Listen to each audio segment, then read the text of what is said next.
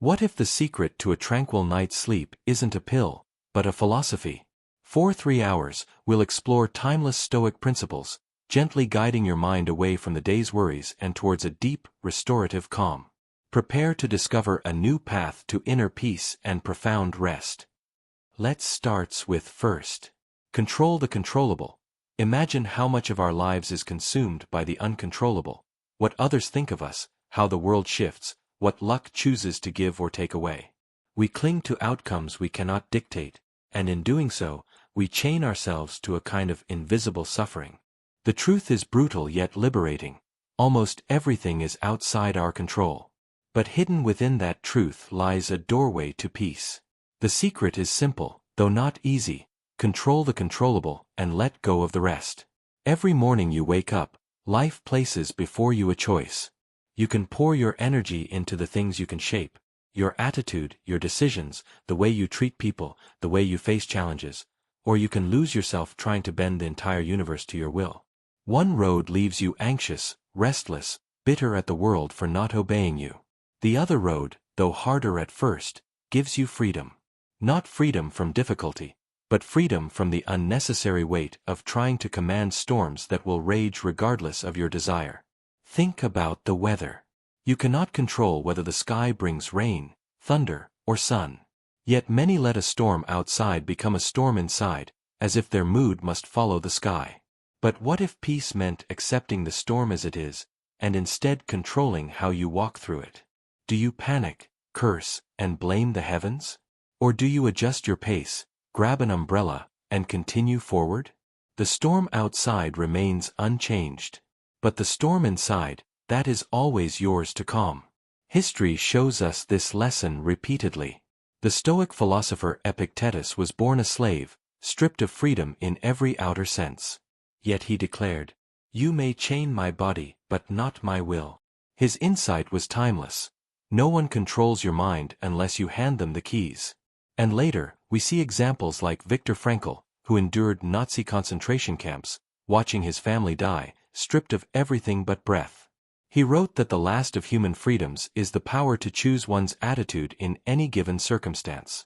Even in hell, he discovered heaven's doorway, choice. But here's where it becomes uncomfortable. Ask yourself honestly, how much of your life is wasted on things you cannot control?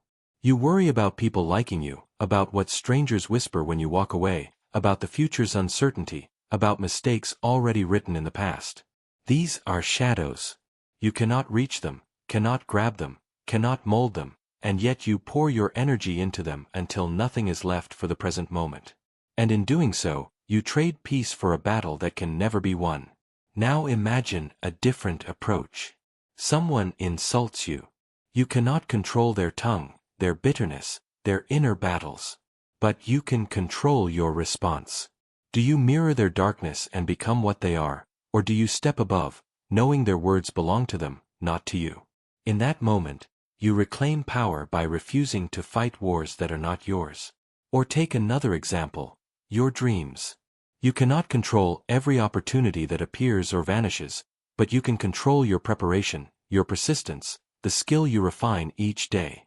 Success does not guarantee itself, but readiness multiplies your chances. Control what you can, and opportunities begin to see you as worthy ground to land upon. Think about relationships. You cannot control whether someone loves you back, whether they stay, whether they keep promises. But you can control how honestly you show up, how much kindness you bring, how much truth you live with. If they leave despite that, it was never yours to hold. But your integrity, your effort, your clarity, that is something you can live with no matter the outcome. And that brings peace, because you know you played your part with honor.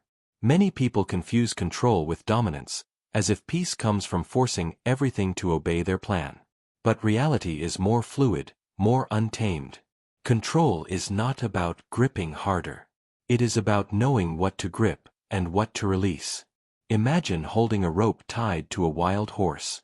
If you refuse to let go, it will drag you through dust, rocks, and fire until you are torn apart. But if you let go of what cannot be tamed, suddenly you are free, unbroken, alive. This is why focusing on the controllable is not weakness, it is strength. takes courage to admit what is beyond you. It takes wisdom to see where your influence begins and ends. Children demand that the world bend to them. Adults learn to bend themselves in ways that keep their inner fire alive regardless of storms. So how do we practice this daily? Begin with the smallest choices. You cannot control traffic, but you can control whether you use that time to rage or to learn something with an audiobook. You cannot control whether you fail, but you can control whether failure becomes your teacher or your tombstone. You cannot control aging, sickness, or the passage of time, but you can control how you use the time given today, this hour, this breath. Every small act of focusing on what is truly yours to shape becomes a brick in the foundation of peace. And here lies the paradox. The moment you let go of what you cannot control, you actually become more powerful. Why? Because your energy is no longer scattered across impossible battles. It is concentrated like a laser on what you can influence. Your habits, your discipline, your resilience.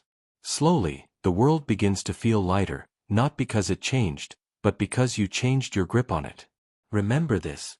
Life is a river. You cannot stop the current, cannot order it to flow slower or faster. But you can control how you steer your boat, whether you fight the water endlessly or learn to ride with its strength. The current does not belong to you. But your hands on the oars, those are yours forever. And so, peace comes not when the world bends to you, but when you no longer demand it. Peace comes when you decide to control the controllable, your mind, your choices, your reactions, and let the rest drift beyond you like clouds you need not chase. That is not resignation, but power in its purest form. For the one who masters themselves becomes unshaken, even when the universe itself trembles. Amor Fati principle. You are alive in a story that did not ask your permission to begin. Some scenes you chose, most you did not. The weather of your childhood, the tone of your parents' voices, the moment you were betrayed, the time opportunity knocked while you were asleep, none of these waited for your consent. Amor Fati does not ask you to pretend you wanted the storm. It invites you to recognize that the storm is already yours, and that wishing it away only steals the strength it could give you. Love your fate, not merely endure it, because endurance keeps you stuck to the past, while love turns the past into power.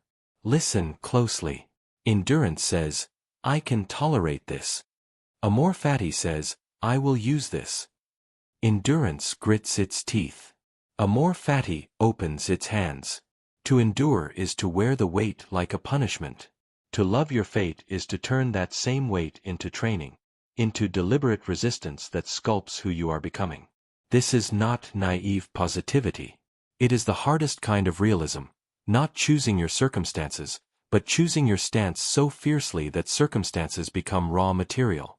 Picture a runner who trains for a year for a single race and tears a ligament the week before. She can curse the universe and vanish into resentment.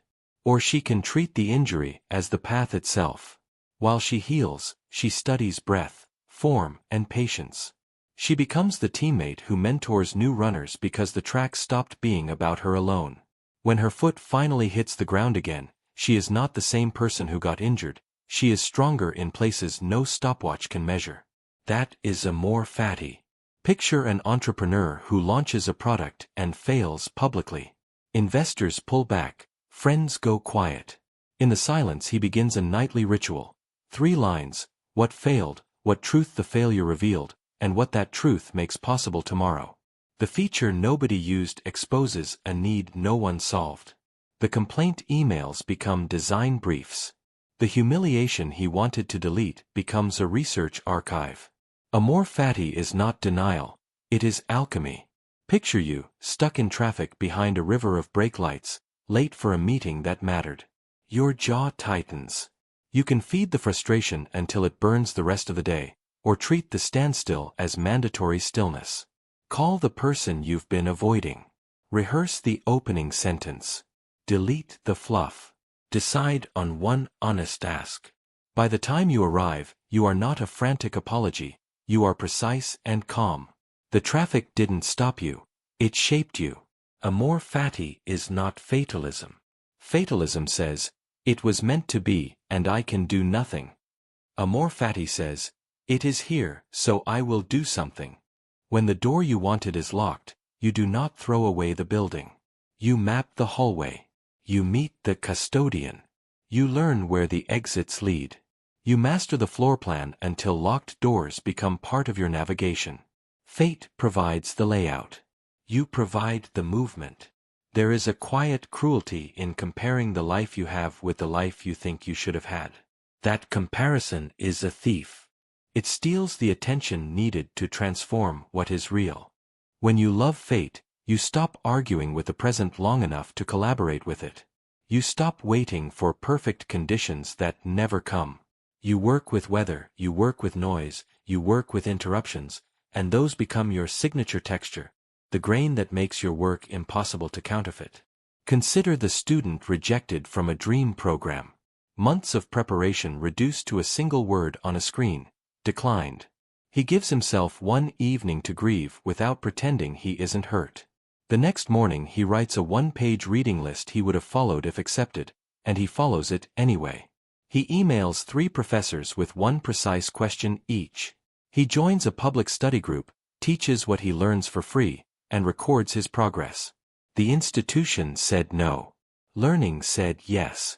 Fate closed a door. He turned and found a workshop. Consider loss.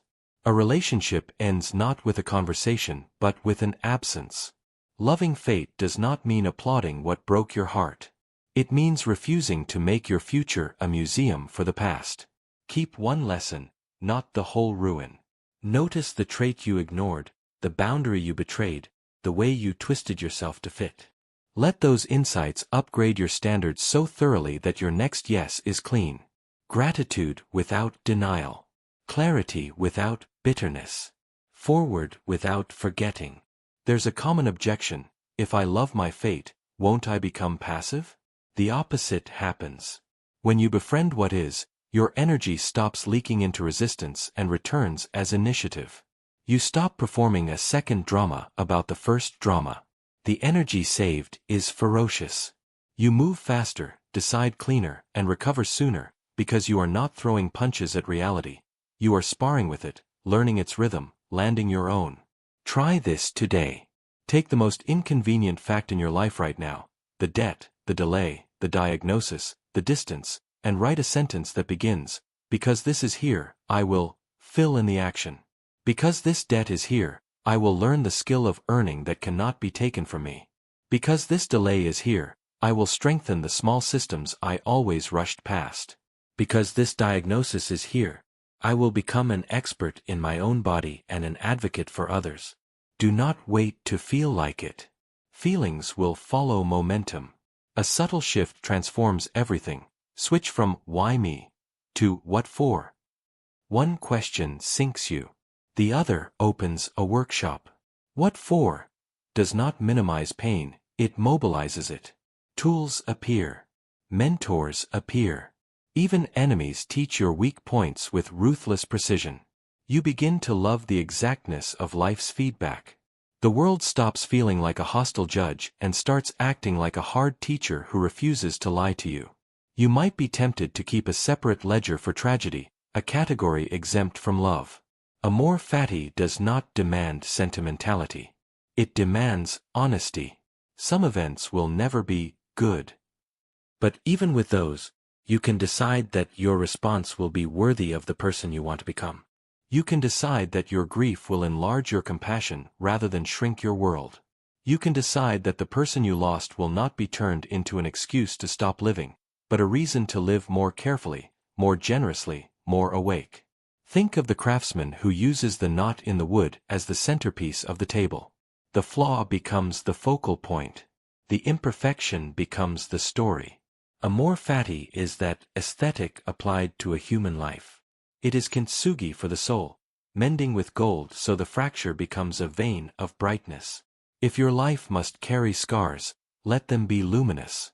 On the day something goes wrong, and it will, try a tiny ritual. Whisper, "Good." Not because it feels good, but because it is fuel. Then move. Call the person. Read the page. Lift the weight. Take the walk. Say the apology. Draft the plan. Love is not what you feel about fate. Love is the work you do with it. There will be mornings when love of fate feels impossible. That is also part of the fate to be loved. On those mornings, reduce the scope. Don't love your whole life. Love the next 10 minutes. Love the chance to make the bed, drink water, write one sentence, choose not to lie. 10 minutes becomes an hour becomes a day, and a day, repeated, becomes a way of living that no setback can steal.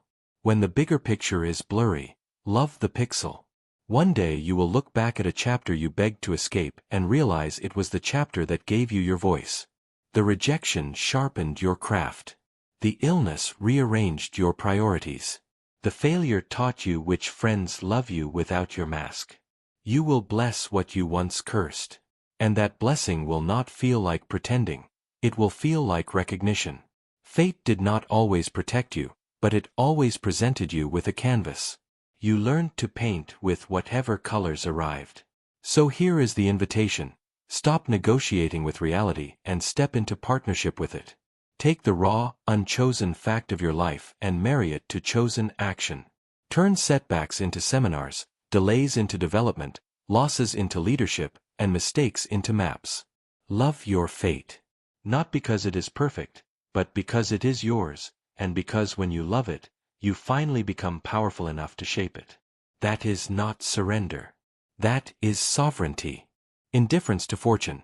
We live in a world where most people spend their lives chasing wealth, fearing loss, and clinging to status as if these things define the very core of existence. But what if all of this, the rise and fall of fortune, the sudden gains, the devastating losses, was never good or bad in itself? What if the weight we feel, the joy we chase, and the despair we drown in, were nothing but judgments we place on neutral events? Imagine for a moment that wealth is simply numbers on a screen, gold in a vault, or pieces of paper with faces of the dead imprinted on them. It doesn't breathe, it doesn't love, it doesn't suffer. The judgment that money makes you powerful, or its absence makes you weak, is yours alone. Status is not an inherent truth either. A crown is just metal, a throne is just carved wood, a title is nothing but sounds formed by the mouth. And loss, what we call tragedy, humiliation, or ruin, at its core, is only a shift in circumstances, not the end of who you are. Yet humanity bleeds, cries, and rejoices at these illusions because we have been taught to see fortune as a god. We bow before it when it favors us, and curse it when it turns away. But the Stoics remind us, fortune is indifferent. It does not care whether you are rich or poor, praised or despised, lifted or broken. The universe has no bias for or against you. It simply moves, unfolding in patterns too vast for the human mind to fully grasp. Think of a storm. It does not arrive to punish you or reward you. It simply is. If your house stands firm, you live within walls that survive. If it falls, you are forced into the open. The storm has not wronged you. It has not blessed you. It has merely occurred, and your interpretation gives it weight. Fortune works in the same way. A sudden inheritance feels like a blessing, a financial collapse feels like a curse, but both are events without intention. They are neutral until your mind colors them with judgment. Take the example of Marcus Aurelius, Emperor of Rome, the most powerful man in the world at his time. He ruled armies, nations, wealth beyond imagination. Yet in his writings, he constantly reminded himself that wealth and status were illusions. He wrote that the universe is change, our life is what our thoughts make it. Even surrounded by gold, he knew gold meant nothing. Even crowned as emperor, he knew the crown weighed less than his own reasoned judgment. He trained his mind to strip every event of its false meaning and see only the bare fact. Now compare this to someone who has nothing. A beggar on the streets, stripped of wealth, ignored by society, forgotten by the powerful. You might think such a person has no fortune, no chance at dignity. But if that beggar learns to see fortune as indifferent, if he learns that wealth or loss does not change the sovereignty of his mind, then in a sense, he is freer than the emperor who clings to gold. The beggar may sleep under the stars, but he owns his peace. The emperor may sleep in palaces, but if he fears loss, he is a slave to shadows. Think also of personal tragedy. Someone loses their job, and the world calls it misfortune. But what if the loss of that job is what forces the person to discover their true passion, to awaken a strength they never would have found otherwise? Was the job loss truly misfortune, or was it neutral, waiting for the mind to decide what meaning to give it? Another example, the death of a loved one. At first glance, this seems like the ultimate misfortune, unbearable in its weight. And yet, even here, the Stoics remind us, death is part of the natural order. It is neither punishment nor cruelty. It is the fulfillment of a law as old as time. The pain we feel comes not from death itself, but from our belief that life was ever promised to us without end. The event is natural. Our suffering is our judgment. To live with indifference to fortune does not mean you are cold, emotionless, or detached from life. It means you reclaim power from the illusions that enslave humanity. It means you recognize that when fortune gives, you accept it without worship. When fortune takes, you endure it without despair. You become unshakable, untouchable, because you no longer mistake external things for the core of who you are. Imagine walking through life like this. You win wealth, but you do not cling to it. You lose status, but you do not crumble. You gain praise, but you do not become arrogant. You suffer insult, but you do not collapse into rage. You walk steady, as if fortune were nothing but wind, sometimes pushing against you, sometimes carrying you forward, but never determining your direction. The ship belongs to you, and the rudder is your judgment. This is why the Stoics practiced voluntary poverty. They would sometimes sleep on the floor, eat coarse bread, wear rough clothing. Not because they enjoyed suffering, but because they wanted to prove to themselves that wealth and comfort were never necessities for peace. If they could find contentment in simplicity, then fortune had no hold over them. Whether surrounded by luxury or stripped bare, their minds remained the same. So ask yourself, how many times in your life have you been broken not by the event itself, but by the meaning you gave it? A failure at work, was it a death sentence, or was it a step toward growth? A relationship ending, was it destruction, or the opening of space for something new? You see, life will never stop shifting. You will win, you will lose, you will rise, you will fall. Fortune will give and it will take. But the only true constant is your judgment. And here lies the greatest freedom. No one can control how you choose to see what happens. The world may strip you of money, of titles, even of health and years, but it cannot strip you of the sovereignty of your own judgment unless you surrender it. Fortune is indifferent. Only you decide whether you are destroyed or whether you rise unbroken. In the end, the lesson is clear. If wealth, status, and loss are neutral, then peace is not found in chasing or fearing them. Peace is found in the power to judge wisely, to stand firm while the winds of fortune shift endlessly around you. To master your judgment is to master life itself. Fortune is indifferent, but you are not. You hold the final word. Discipline of desire. Freedom does not begin when you own everything you want. Freedom begins when you want less. The chains that bind us are not forged in iron, but in desire. Every time you tell yourself, I must have this, you hand over a piece of your power. Every craving is a contract you sign with the external world, promising that your peace depends on something outside your control. And when that something is taken away, or never arrives at all, your peace collapses with it. Think for a moment about how much of your life has been driven by wanting. You wanted recognition, so you worked yourself to exhaustion. You wanted comfort, so you traded your freedom for the security of routine.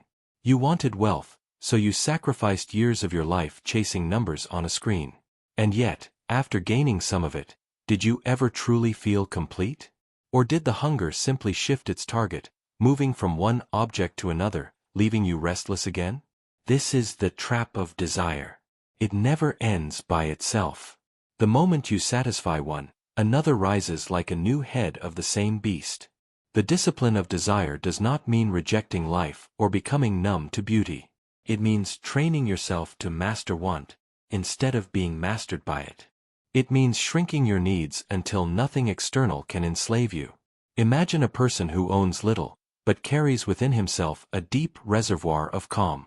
His wealth is not measured by coins or possessions, but by the absence of dependency. Nothing can be stolen from him, because nothing controls him. Compare him to someone who owns everything but is addicted to it all. He fears loss at every turn.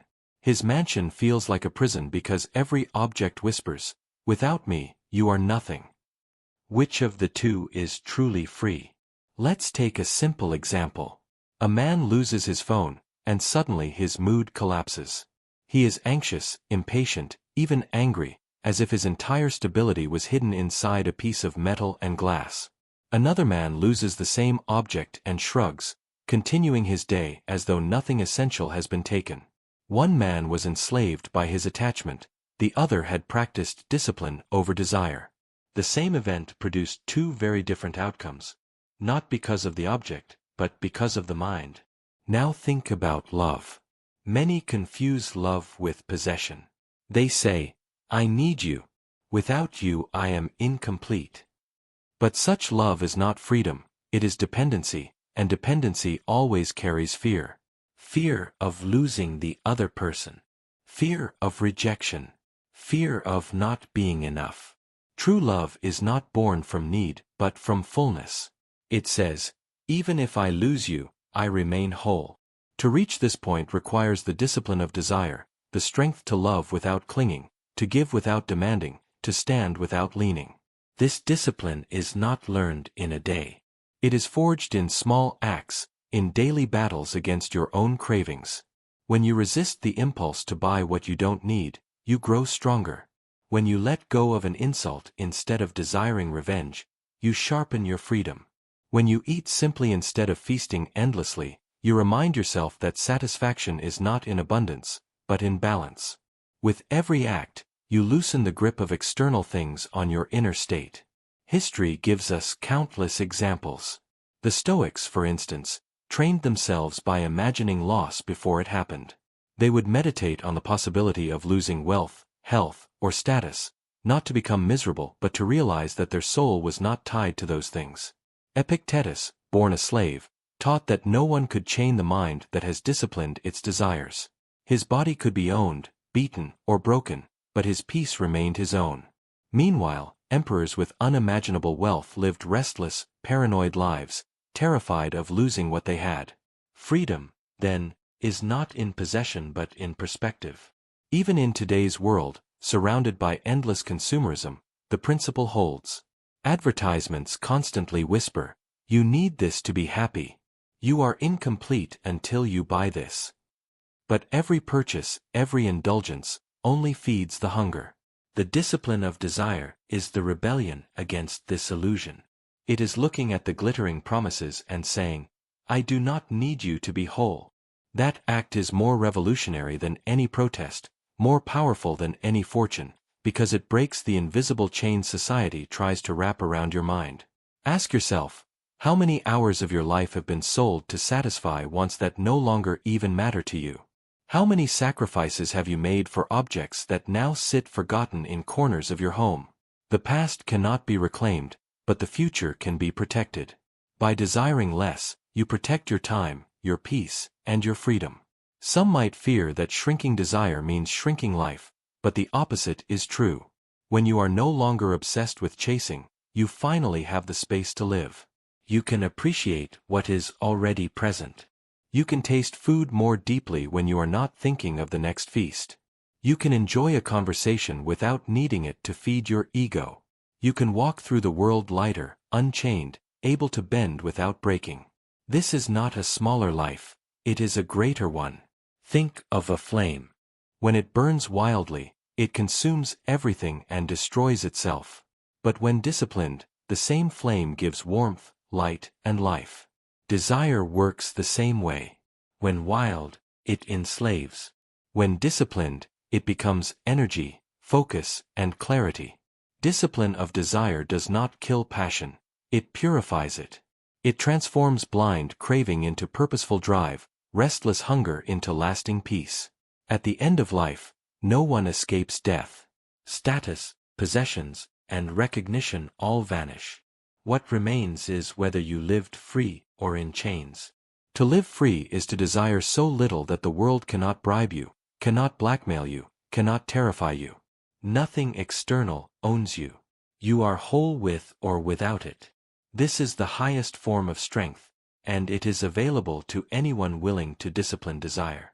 So ask yourself now, if everything you cling to were stripped away, your money, your job, your reputation, would you collapse, or would you stand? If you collapse, then you are still enslaved. If you stand, then you have already tasted freedom. And the path from slavery to freedom begins not in the outside world, but in the silent choice within, to want less, to need less, to free yourself from the endless chase. The truth is simple but hard. The less you desire, the more free you are. Discipline of action. Of all the powers that shape a human life, none is more decisive than the power of action. Thoughts may inspire, words may stir, emotions may rise like storms, but in the end, what you actually do determines the shape of your destiny. Yet not every action is equal, and not every movement of the body or choice of the will is aligned with what is right. To live with discipline of action is to live by reason, to anchor yourself in nature's order, and to resist the seductive pull of impulse, anger, and fleeting passion. It is to act not as a slave to momentary feelings, but as a free being who has chosen wisely. Think for a moment about how most people act in their daily lives. An insult is thrown, and instantly anger surges and a harsh reply is delivered. A fleeting desire arises, and without thought, it is pursued as if it held the promise of eternal satisfaction. Fear whispers, and so decisions are abandoned, opportunities are wasted, courage collapses. If you examine carefully, you will see that much of human suffering is not caused by external fate, but by undisciplined action, by movements born of emotion rather than reason. A life lived this way is like a ship tossed by every wave and wind, never steered by its own hand, never guided by the stars. The discipline of action demands something higher. It demands that you pause before reacting, that you question the impulse, and that you measure every deed against the standard of reason. Ask yourself, is this action aligned with what is right? Is it in harmony with the nature of things, or does it violate the order of truth? If yes, then let it be done with courage and strength. If no, then let it be abandoned, no matter how enticing it feels in the moment. This is the training of the will, to obey reason rather than passion. Consider the soldier who, in the fury of battle, could rush blindly after vengeance, but instead holds his position because discipline commands it. Or the judge who feels pity for the guilty, yet still delivers justice because truth is greater than personal feeling. Or the leader who is provoked by insult and could lash out in rage, but instead remains calm, because he knows anger blinds the mind and corrupts the deed. These are not weak men suppressing their nature, they are strong souls living in accordance with the higher law of nature, where reason rules over impulse. But let us go deeper. Why must action be disciplined? Why not let passion run free, since it feels alive and powerful? The answer lies in the nature of passion itself. Passion is temporary. Desire arises, burns, and fades. Anger flares, blinds, and collapses. Fear surges, then weakens. To build a life on passion is to build on sand, because the foundation is always shifting. But reason is steady. Reason belongs to the order of the universe. It is the spark of divine intelligence within you. When you act from reason, you are in harmony with the structure of reality itself. You are not merely reacting to life, you are aligned with it. Imagine two men walking through a marketplace. One sees an expensive item, feels the sudden desire, and empties his savings to possess it. Days later, the excitement fades, regret takes its place, and his finances collapse. The other feels the same desire, but pauses, measures the cost, examines the true value, and chooses according to reason. He is not enslaved by desire, and thus he remains free. The difference between them is not intelligence, but discipline, the refusal to let fleeting impulses dictate destiny. This principle can be extended to every part of life. In love, how many pursue infatuation without seeing the character of the person, only to suffer later? In work, how many abandon long-term goals for short-term pleasures, only to regret wasted years? In conflict, How many destroy relationships because they could not control a moment of rage? All of these are failures of discipline in action. They are the proof that without reason as a guide, the human will can destroy its own happiness. To live by discipline of action is not to live coldly or without feeling. It is not to suppress the heart or deny emotion. It is to give emotion its proper place as a servant, not a master. Anger may inform you that injustice has been done, but it must not command you to act blindly. Desire may point to something of value, but reason must determine whether it is truly good. Fear may warn you of danger, but courage must decide how to proceed. Discipline transforms emotion from a tyrant into an ally, from a wild beast into a trained companion. Now think of your own life. How many of your greatest mistakes came because you acted too quickly, too rashly, too emotionally? How many words have you spoken that you later wished you could take back? How many choices have you made that were born in passion but ended in regret? These are lessons written in the scars of experience. Each scar whispers the same truth. Freedom is not found in following every impulse, but in mastering them. The ancients taught that man is born with the capacity to live according to nature. And what is nature's way? It is order, balance, harmony. The stars move with precision. The seasons flow with rhythm. Nothing in the cosmos is random impulse. Everything is governed by reason. When you act with discipline, you mirror the cosmos itself. You become a microcosm of the greater order. This is why right action brings peace, not because it always leads to comfort or success, but because it aligns your soul with the structure of reality. Picture a man insulted in public. His first impulse is to strike back, to defend his pride with violence. But reason tells him, the insult harms only if he grants it power, and violence will only degrade him further. He chooses silence, perhaps even a calm reply. Outsiders may think him weak, but within, he stands unshaken, master of himself. Another man, without discipline, strikes back, feels briefly triumphant, but soon suffers consequences: shame, retaliation, perhaps even punishment. Which of these men is truly free? Which one has preserved his dignity? Discipline of action is not weakness.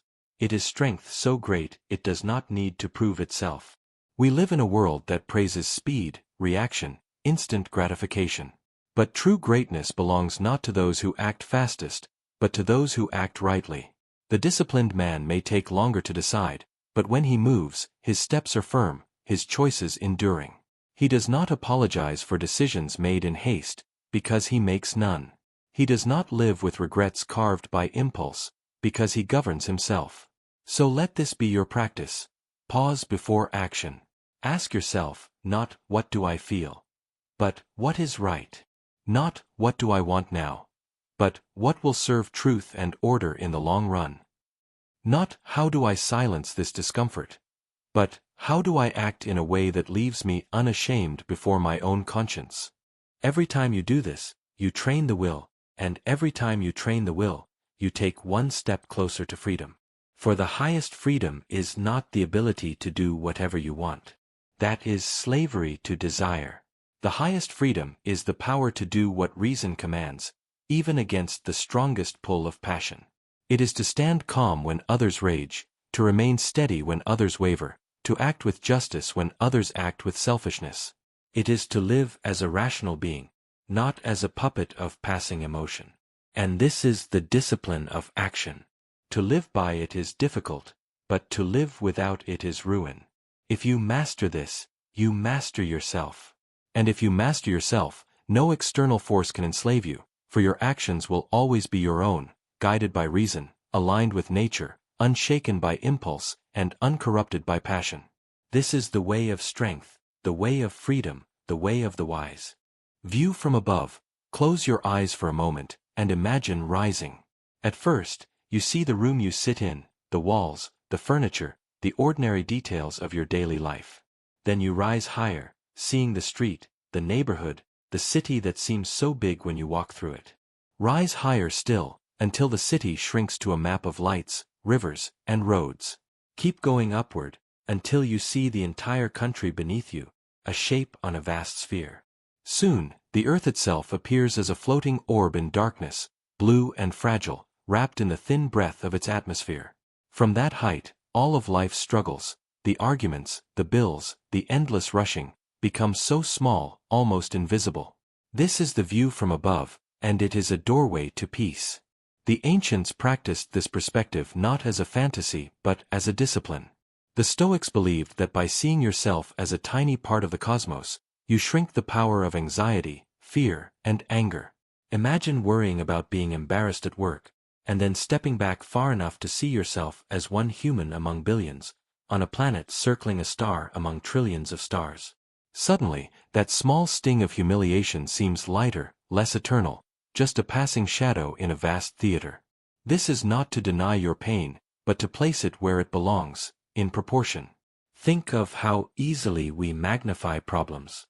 You spill coffee on yourself before an important meeting, and your heart races as if the universe itself has collapsed. You obsess over a single critical comment, replaying it for days as though the entire world is judging you. Yet from above, from the height of the cosmos, such moments dissolve into nothingness. They are ripples on a pond that will vanish in seconds. Why, then, should they dominate your peace? Because your mind, when trapped in a narrow view, forgets the greater scale. The view from above restores balance. It reminds you that the universe has been here for billions of years, and will remain long after your troubles pass.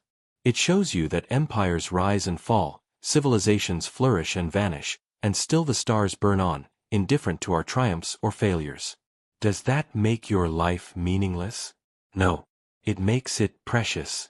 For in the immensity of time and space, your brief existence is like a spark, a chance to live with awareness before it fades. To waste that spark in worry is to forget the gift of perspective. History gives us many examples of this wisdom. Marcus Aurelius, a Roman emperor carrying the weight of ruling millions, practiced this very meditation. He reminded himself often to look at the earth from above, to see armies, cities, and even his own throne as temporary dots fading in time. By doing so, he kept his mind from drowning in stress and pride alike. He understood that the view from above strips away illusions of permanence. No matter how high you rise or how low you fall, in the cosmic scale, all is passing dust. But the lesson is not cold detachment. It is liberation. If you realize that insults, failures, and fears are all microscopic against the vast sky, then you are free to act without chains. Free to try, to risk, to forgive, because you no longer mistake small things for ultimate truths. Think of a child crying because a toy broke. To them, it feels like the end of the world. To us, standing above, it is nothing serious. The view from above trains us to see our own adult worries in the same way.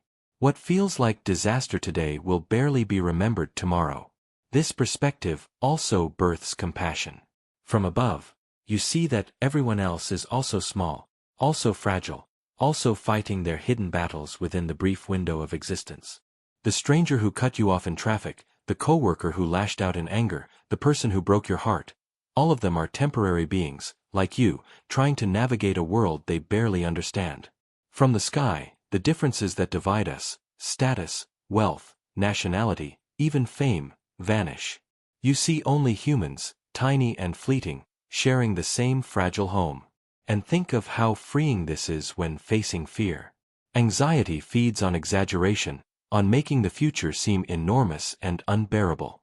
But step into the view from above, and your fear shrinks. The job interview that terrifies you, the speech that makes your hands shake, the failure that you dread, all of them are so small in the scale of the cosmos. You will live, you will continue, and soon they will be memories like clouds drifting across a sky. What felt like a storm becomes, from above, a passing ripple. Even death itself is softened by this view. We fear the end as though it is unnatural, but from above, everything has always ended. Stars collapse, planets burn out, galaxies collide. And yet, out of endings, new beginnings emerge. If the universe itself is in constant transformation, then why fear our place within it?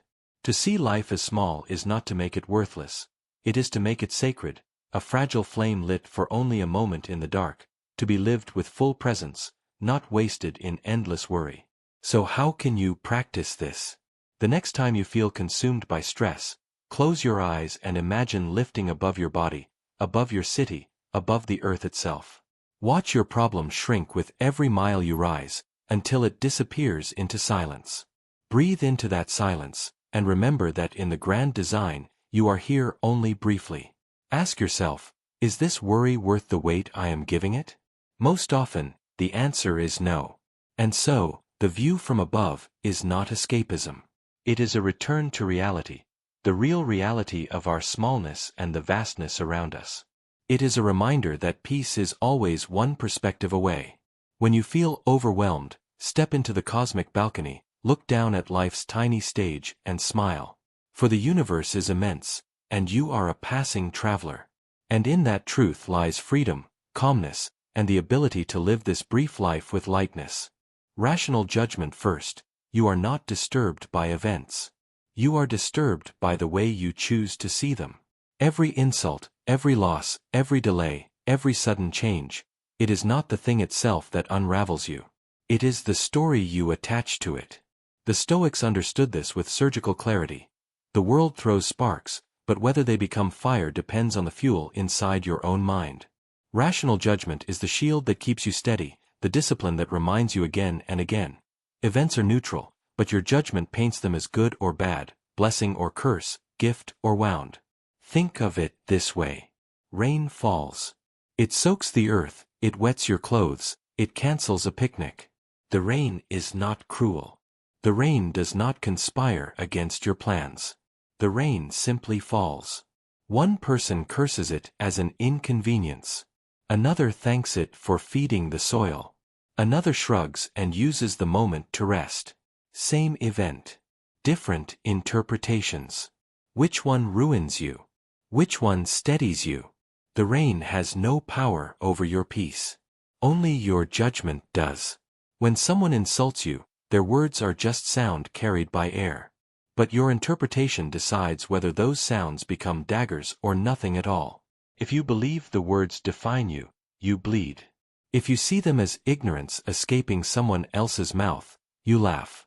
If you see them as feedback, painful, but revealing, you grow. The insult is not the wound.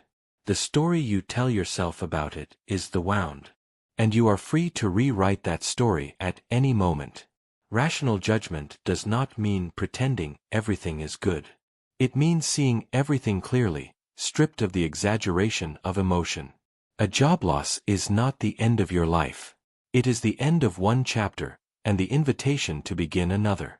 A betrayal is not proof that no one can be trusted. It is proof that you must choose more carefully where you place your loyalty. A failure is not a verdict on your worth. It is data about what did not work this time. Judgment transforms chaos into information. Consider the athlete who loses a championship. If he tells himself he is cursed, he spirals into despair. If he tells himself he is exposed, he trains harder than ever. If he tells himself he is humiliated, he hides from the sport forever. The same event births 3 different lives, depending on the story. What really determined his future, the game or the judgment? Or think of a woman waiting in a hospital room for her test results. The envelope arrives. The diagnosis is written in ink. She cannot erase the result, but she can decide what it means. To one mind, it is a death sentence. To another, it is a warning to live urgently. To another, it is a challenge to grow stronger, wiser, more grateful for every breath.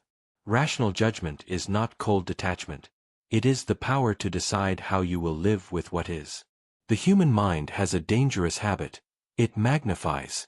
It takes an event and stretches it beyond proportion. A small failure becomes proof of permanent inadequacy. A single rejection becomes a prophecy of endless loneliness. A brief setback becomes a disaster without escape. But when you pause and strip away the exaggeration, what remains is manageable. Rational judgment corrects the magnification. It shrinks the monster back into a shadow. There is a profound freedom in remembering that your first reaction is not always your final judgment. Anger can flash, but you are not obliged to obey it. Fear can rise, but you are not required to worship it. Sadness can settle, but you can still stand up beneath it. Between the spark of the event and the fire of your reaction, there is always space. That space is where rational judgment lives. And in that space, you can choose again. Try this exercise. The next time something disturbs you, ask, what actually happened, and what am I adding to it? Did the person ignore you, or did you decide their silence meant hatred? Did you lose money, or did you decide it meant you will never recover? Did you stumble in public, or did you decide it meant everyone will remember forever? Events are thin. Your judgments make them heavy. Remove the weight you added. Even tragedy, as unbearable as it feels, is shaped by judgment.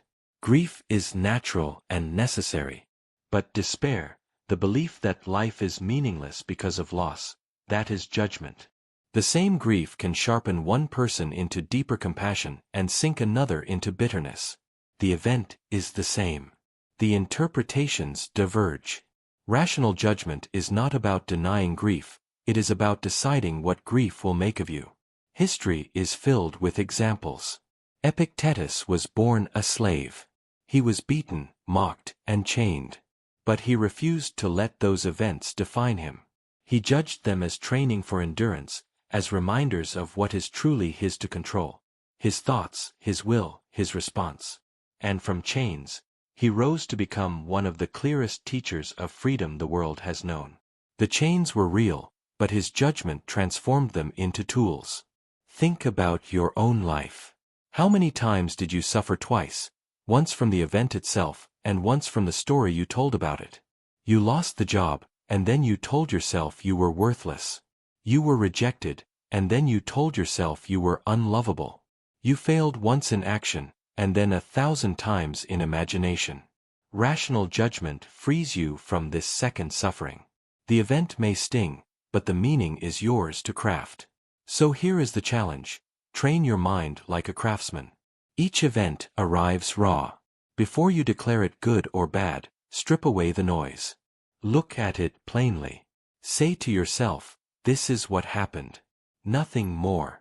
Then decide, what can I learn, how can I use it, what response honors the person I want to be? That is rational judgment. It does not erase pain, but it prevents pain from mutating into poison. And when life throws its next disruption, and it will, remember this. Events cannot touch your peace unless you hand them the key. You are the interpreter. You are the judge. You are the one who decides whether the storm becomes destruction, or nourishment, or nothing at all. The world is not out to ruin you. Your own judgment, left untrained, does that. But trained, sharpened, guided by reason, your judgment becomes the shield that no insult, no loss, no chaos can pierce. So guard it. Practice it. Make it your first discipline. Events don't disturb you. Your interpretation of them does. And the power to correct that interpretation has always been yours. Daily reflection. Every day of your life passes like a page turned in a book you cannot reopen. Hours slip away, words are written, actions are carved into memory, and once the sun sets, that day is gone forever. Yet most people collapse into sleep as if nothing matters, as if the day's choices vanish with the night. But the wise know better. They know that before sleep claims them, there is one final duty, reflection. To sit with the day, to examine its victories and its failures, to hold oneself accountable before the silence of night. This is the ritual that cleanses the soul and strengthens its clarity. Daily reflection is not a modern invention. The Stoics practiced it. Ancient philosophers and monks practiced it. Even warriors prepared for death by reviewing their lives with brutal honesty. The reason is simple. You cannot grow if you do not look at yourself. You cannot correct your path if you never check the direction of your steps. Reflection is the mirror that shows you who you truly are, stripped of illusions, stripped of excuses. Imagine ending a day without reflection. You wake, you live, you act, you stumble, you hurt others, you break promises, you waste time, and then you drift into sleep without facing any of it. What happens? The mistakes calcify. The habits root themselves deeper. The next day repeats the same errors. And slowly, without noticing, you become a prisoner of your own blindness. But with reflection, you stop the cycle. You face yourself honestly. You admit, I failed here, I was weak there, I spoke harshly, I wasted time, I lost control. It may sting, but that sting is cleansing. It prevents rot from setting into your character. Seneca wrote of this practice. At the day's end, he would ask himself, what bad habit have you cured today? What vice have you resisted? In what respect are you better? These are not soft questions. They are piercing, meant to strip away pride and self-deception. And in asking them, a man becomes his own judge, jury, and teacher. If you wait for others to correct you, you will always be late. But if you correct yourself daily, no enemy can accuse you of what you have already faced. Reflection also preserves what is good. It is not only about mistakes. At the end of the day, you remember where you acted with courage, where you showed kindness, where you exercised restraint, where you resisted temptation. By recognizing virtue, you strengthen it. The mind learns what to repeat, the heart learns what to guard. Reflection becomes not just a cleansing, but a reinforcement of all that is noble within you. Think of your mind as a river. If you never cleanse it, debris builds, water clogs, and flow becomes poison. But daily reflection is like removing the debris each night, so the water runs clear again. You rise the next morning lighter, sharper, more aware. Your life becomes a sequence of cleansed days, and your character becomes polished like stone refined by the river's flow. This practice is not grand, it is not dramatic. It requires no ritual, no temple, no priest. Only silence, honesty, and courage. Perhaps you sit in your room with a dim light. Perhaps you lie in bed with thoughts drifting like shadows. Wherever you are, ask yourself, did I live today as the person I want to become? Did I speak words worthy of my values? Did I let anger control me, or did I rule over it? Did I treat others with respect, or did I let arrogance poison me? Did I waste time, or did I use it well? If your answers reveal weakness, do not despair. The very act of seeing weakness is progress. If your answers reveal strength, give thanks and prepare to repeat it tomorrow. In both cases, you have gained clarity. And clarity is power. But reflection requires courage, for many fear what they will see. To sit alone with your conscience is to face the sharpest judge you will ever encounter. No mask can deceive it. No excuse can silence it. It knows your truth. And yet, facing this judge every night frees you. For when you face yourself, no one else can hold power over you. This is why reflection is not just cleansing, it is strengthening. Each night you sharpen the edge of your soul. Each night you sweep away illusions. Each night you strengthen the bond between who you are and who you want to be. Over time, this quiet ritual builds an unshakable core.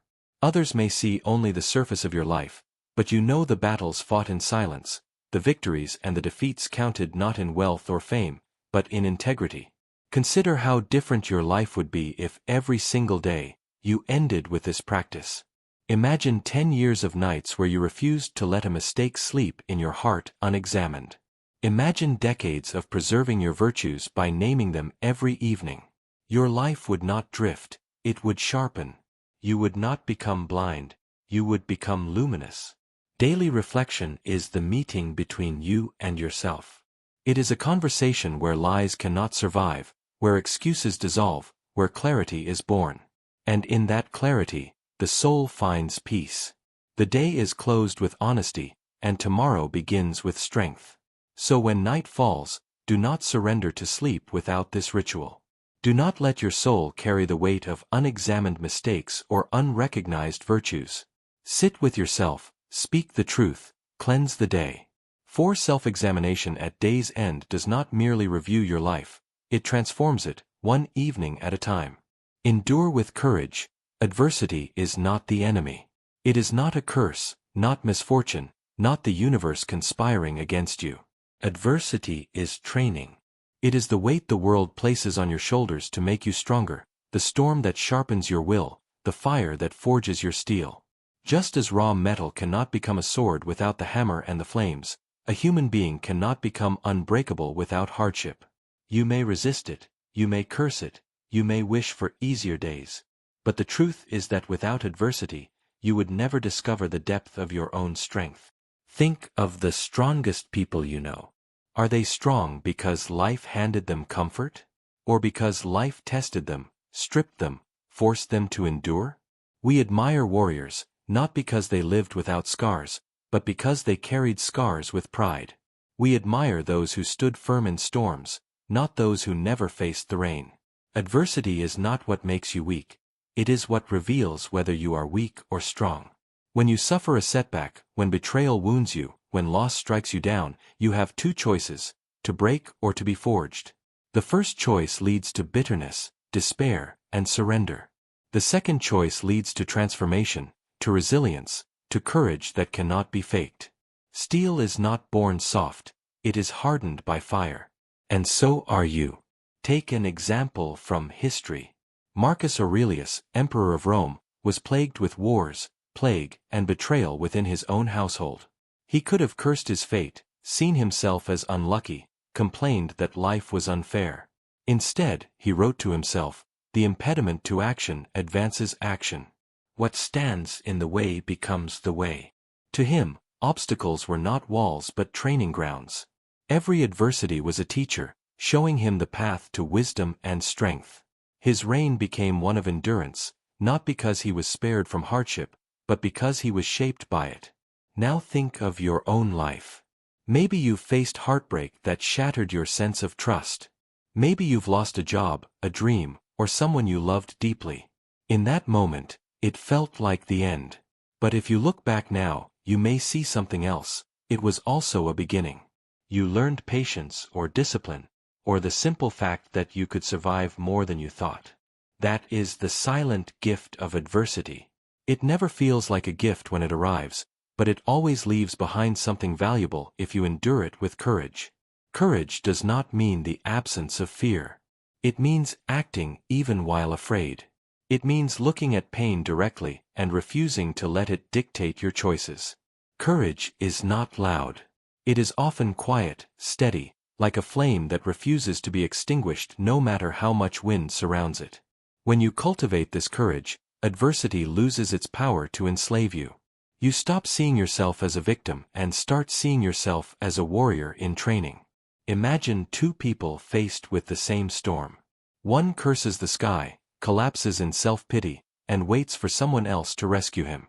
The other stands firm, drenched but unbroken, saying to himself, "This too is my training." Who will emerge stronger? Who will carry wisdom into tomorrow? The storm is the same, but the outcome is shaped by courage. Do not misunderstand, this is not about seeking pain or celebrating suffering for its own sake. It is about recognizing that pain, when it arrives, is not meaningless. The fire does not exist to destroy you, but to refine you. Without resistance, your muscles would never grow. Without trials, your mind would never sharpen. Without loss, you would never learn the value of presence. Consider the seed buried in the soil. To grow, it must break open, it must push against the heavy earth, it must stretch through darkness before it can see the sun. If you looked only at the struggle, you might think it cruel. But without that struggle, the seed would never become a tree. The same is true of you. Adversity buries you, presses against you, but in pushing back, you grow roots, you grow strength, you rise. The discipline of enduring with courage changes how you see everything. Failure stops being the end and becomes a lesson. Loss stops being pure sorrow and becomes perspective. Pain stops being punishment and becomes preparation. Life does not become easier, but you become greater than life's weight. This is the essence of resilience. Not that you escape hardship, but that you become so strong hardship cannot defeat you. Ask yourself now, what fire are you standing in? What weight is pressing on you? What storm surrounds you? Whatever it is, know this, it is not here to break you. It is here to test you, to shape you, to reveal a version of yourself that is stronger, wiser, more unshakable than you imagine. If you endure with courage, you will walk out of the fire not weaker, but forged. The truth is, ease never made anyone extraordinary. It is the struggle that does. When life places its weight upon you, do not beg for it to vanish. Stand up and carry it. When pain arrives, do not waste it. Let it carve strength into your soul. Remember, steel is forged in fire, and so are you. Endure with courage, and nothing can defeat you. Memento Mori reminder. To live well, you must remember that you will die. This is not morbid. This is not pessimism. This is the most liberating truth a human being can carry. The reminder of death is not meant to drown you in fear, but to awaken you from sleep. It is the one truth you cannot escape, and precisely because of that, it is the most powerful guide for how you live. Think of how most people carry themselves. They act as though life will go on forever, as if tomorrow is guaranteed, as if the days stretch endlessly into the future. They waste hours in meaningless distraction, hold grudges as if time were infinite, chase possessions as if they could carry them into eternity. But every moment of denial is shattered by the reality that none of us escapes death. The richest king, the greatest warrior, the most brilliant mind, all are reduced to the same silence. What, then, does this truth mean for us who are still breathing? It means that every breath is borrowed, every sunrise is a gift, and every encounter is unrepeatable. The reminder of death strips away illusions. It tells you, all the things you cling to with desperation, wealth, status, grudges, possessions, none of them follow you beyond the grave. What remains is only how you lived, how you treated others, how deeply you embraced the fleeting miracle of existence. If you truly remembered death daily, how different would your choices be? Would you waste time scrolling endlessly, or would you seek depth? Would you postpone love, forgiveness, and courage, or would you act now, knowing tomorrow may never come? Memento Mori is not despair, it is gratitude. The fact that life is fragile makes it precious. Diamonds are valuable because they are rare, and your days are infinitely more rare than diamonds. To know you will die is to realize that every laugh with a friend, every walk beneath the sky, every breath of air is a treasure that will never return. Death does not rob life of meaning, it gives life its meaning. Without death, time would be cheap. With death, time is priceless. Consider the man who never remembers death. He wastes his youth in laziness, his middle years in greed, and his old age in regret. He lives as though he had infinite chances, only to discover at the end that life has slipped silently through his fingers.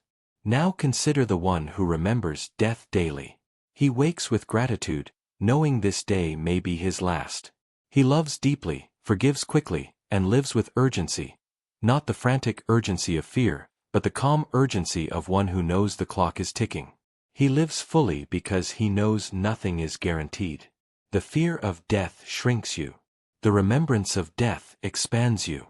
Fear makes you cling tighter to comfort, but remembrance frees you to risk, to love, to speak truth, because you know that nothing material is permanent anyway. When you hold death in your mind, you stop living for appearances, for approval, for shallow desires. You begin to live for what is real, for virtue, for courage, for meaning. Even emperors carved these words into their palaces, remember you must die. Because even power cannot silence mortality. But for the wise, this reminder is not terror, it is clarity. It cuts through distraction and asks, if today were the last page of your book, would you be proud of the story written? If this moment were the final note, would you leave behind harmony or noise? Do not wait for tragedy to wake you up. Most people only appreciate life when they are on the edge of losing it, when sickness strikes, when accidents happen, when death brushes close. But you do not need to wait. You can carry the truth of mortality now, every day, as a companion that sharpens your vision. With it, you see more clearly. With it, you value more deeply. With it, you live more courageously. So let death walk beside you, not as a shadow of doom, but as a friend who whispers, remember me, and you will remember what truly matters. Remember me, and you will not waste your life. Remember me, and you will be free. For the fragile gift of life is not made smaller by death. It is made infinitely greater. To forget death is to sleep through existence. To remember death is to awaken fully to the wonder of being alive. Live in present, the mind is a restless traveler. It races backward into memories, replaying what cannot be changed. It surges forward into imagination, inventing futures that may never come. And yet, while the mind wanders between what is gone and what is uncertain, life itself is happening here, in this single moment. The past is a shadow that cannot return. The future is a fog that has not yet formed. But the present, that is where calmness lives, waiting for you to notice it. How much of your life has been spent somewhere other than now? You walk through a beautiful day, but your mind is busy with mistakes you made years ago. You sit with a friend, yet your thoughts leap ahead to plans and worries for tomorrow. You eat, but do not taste. You listen, but do not hear. You live, but not in the moment that is truly alive. To live in the present is not just advice, it is the essence of peace. Think about the past. It pulls you like a magnet, tempting you with endless replay. You revisit old conversations, wishing you had spoken differently. You relive failures, aching for another chance. You cling to victories, as though by holding them tightly you can keep their warmth forever. But the past is untouchable. It does not exist anymore, except as a memory. To live there is to try drinking water from a mirage. You may stare at it, but it will never quench your thirst. And the future, how it seduces us with both fear and hope. We imagine disasters that keep us awake at night, painting them with detail so vivid we almost suffer them twice. We dream of successes that make us impatient, as though life will only begin when they arrive. Yet the future, like the past, is not here. It is an empty page. To lose yourself in it is to try building castles on clouds. They vanish before they ever stand. So where is life actually lived? Here. In the now. The breath moving in and out of your lungs. The sound of a voice you hear at this very second. The beating of your heart, steady and quiet. This moment is the only place reality exists. Everything else, memory, imagination, regret, fear, is only thought. And thought is not life. Consider this. When you were happiest, was it because you were trapped in memory or fantasy? Or was it because you were fully immersed in what you were doing? The laugh with a friend that made you forget time. The moment of awe before a sunset where no past or future intruded. The flow of work, music, or art where you were completely present. In those moments you were free, not because life was perfect, but because you were here, awake to it. Living in the present does not mean denying the past or ignoring the future. It means giving them the right proportion. The past can teach you, but it cannot imprison you. The future can guide you, but it cannot own you. Only the present can be lived, touched, felt. If you miss it, you miss life itself. But many resist this truth because it feels too simple. How can the answer to anxiety, regret, and fear be as small as returning to the now? And yet, think of how much energy is wasted on what cannot be touched. A mistake made years ago cannot be erased, but your response to it now, your ability to learn, to forgive yourself, that is within your reach. A future outcome cannot be guaranteed, but your preparation, your choices, your actions in this moment, that is where your power lies. When you live here, you live where life is actually happening. Let's take an example. Imagine you are giving an important presentation. If your mind is on the past, you remember every time you stumbled before. If it is on the future, you worry about what the audience will think, whether you will succeed or fail. But if your attention is in the present, you are simply speaking. Word by word. Breath by breath. Suddenly, anxiety dissolves, not because the challenge vanished, but because you stopped living in two different times at once. Another example. Think of relationships. How many are broken not by what is truly happening, but by the weight of old wounds or fears of future loss? A friend makes a mistake, and instead of being present to resolve it, you bring years of resentment into the moment. A partner speaks, but you don't listen. You hear echoes of past betrayals or whispers of future doubts. But if you strip all of that away and listen, fully present, Often the heart of the moment is simple and solvable. The present heals because it is lighter than the burdens we pile on it. Even suffering itself changes when you meet it in the present. Pain exists, yes. But much of our torment comes not from the pain itself, but from the story the mind spins around it. Regret for how it began, fear of how long it will last. When you rest in the present, pain is still there, but stripped of past and future, it becomes only what it is, not what your mind magnifies it into. This is why meditation, mindfulness, and ancient wisdom all point to the same truth.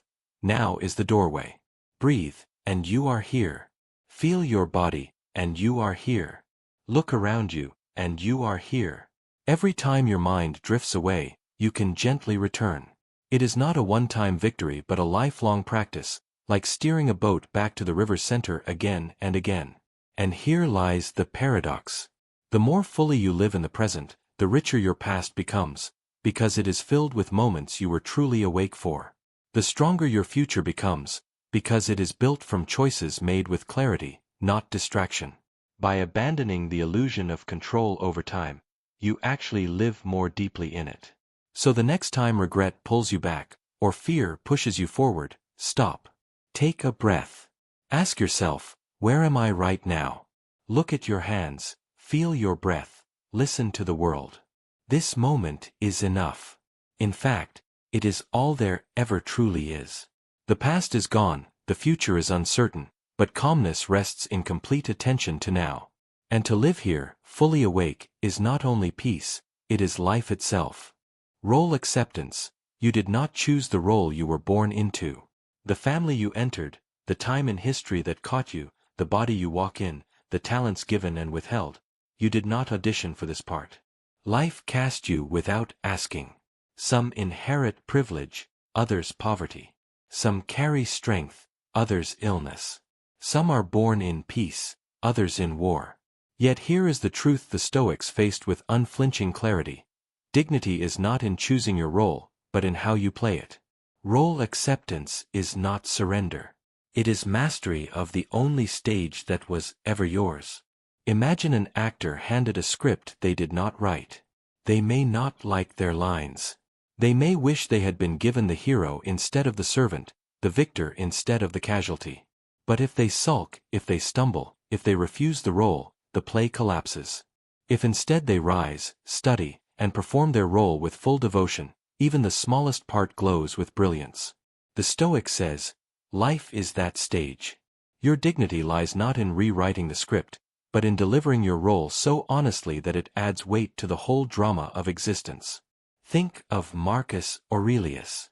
He did not ask to be emperor. The role demanded more than any person could ever fully give: endless decisions, betrayals by friends, wars at the border, plagues in the streets. He would have preferred a philosopher's quiet life, his hands inked by scrolls instead of stained by politics. But his role was chosen for him. So he played it with patience, restraint, and integrity.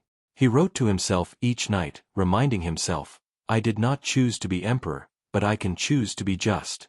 His dignity was not in escaping the role, but in elevating it. Or consider Epictetus, born into slavery. His role at birth was degradation, forced obedience, even physical abuse. Most would say this role was unplayable with honor. Yet he accepted it, not by glorifying it, but by refusing to let it define his mind. He said, my master owns my body, but my judgment is mine. He played his role so faithfully that his chains became his training ground for wisdom. When he was freed, his teachings carried the force of lived truth, not theory. His role was chosen for him. He accepted it, and through acceptance transformed it into philosophy that outlasted kings. Role acceptance does not mean passivity. A soldier who despises war may still fight bravely, not because he loves killing, but because he chooses to fulfill the duty handed to him with courage. A parent who never planned for children may still raise them with fierce devotion, not because it was convenient, but because life cast them in that part and they answered. Acceptance is not about liking the role. It is about refusing to play it with bitterness, because bitterness weakens the whole performance. Think of your own life. How many roles have you been asked to play that you would not have chosen? the caretaker for a sick parent, the worker in a job that feels beneath your dreams, the sibling who must hold the family together, the friend who listens more than they are heard. These are roles you might not have chosen, yet they are yours. You can curse them, stumble through them, or accept them with dignity. And in that acceptance, you may discover something unexpected, that the weight of the role has been shaping you into someone deeper, stronger, more compassionate than the role you wanted would have ever made you. There is a kind of nobility in playing even the smallest roles well. A janitor who cleans with care adds to the dignity of the building. A teacher who listens to the child, others ignore plants seeds that will grow for decades. A nurse who comforts the patient unseen by doctors becomes the memory of kindness that outlives the pain. The world may not notice, but the soul does. Each role, accepted, becomes the ground of character. Do not mistake role acceptance for resignation. If your role changes, if opportunity opens a new path, if freedom arrives, if new skills become possible, you may step into it. Life shifts its casting. But wherever you stand today, do not insult the role by playing it with contempt. Perform it with dignity until the curtain rises on the next act. The role is not who you are forever, it is who you are for now. There will always be roles you envy.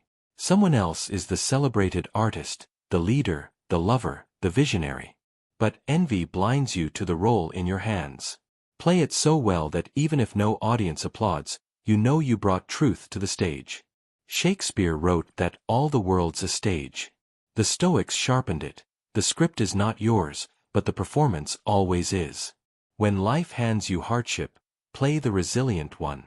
When life hands you loss, play the courageous mourner. When life hands you abundance, play the generous steward.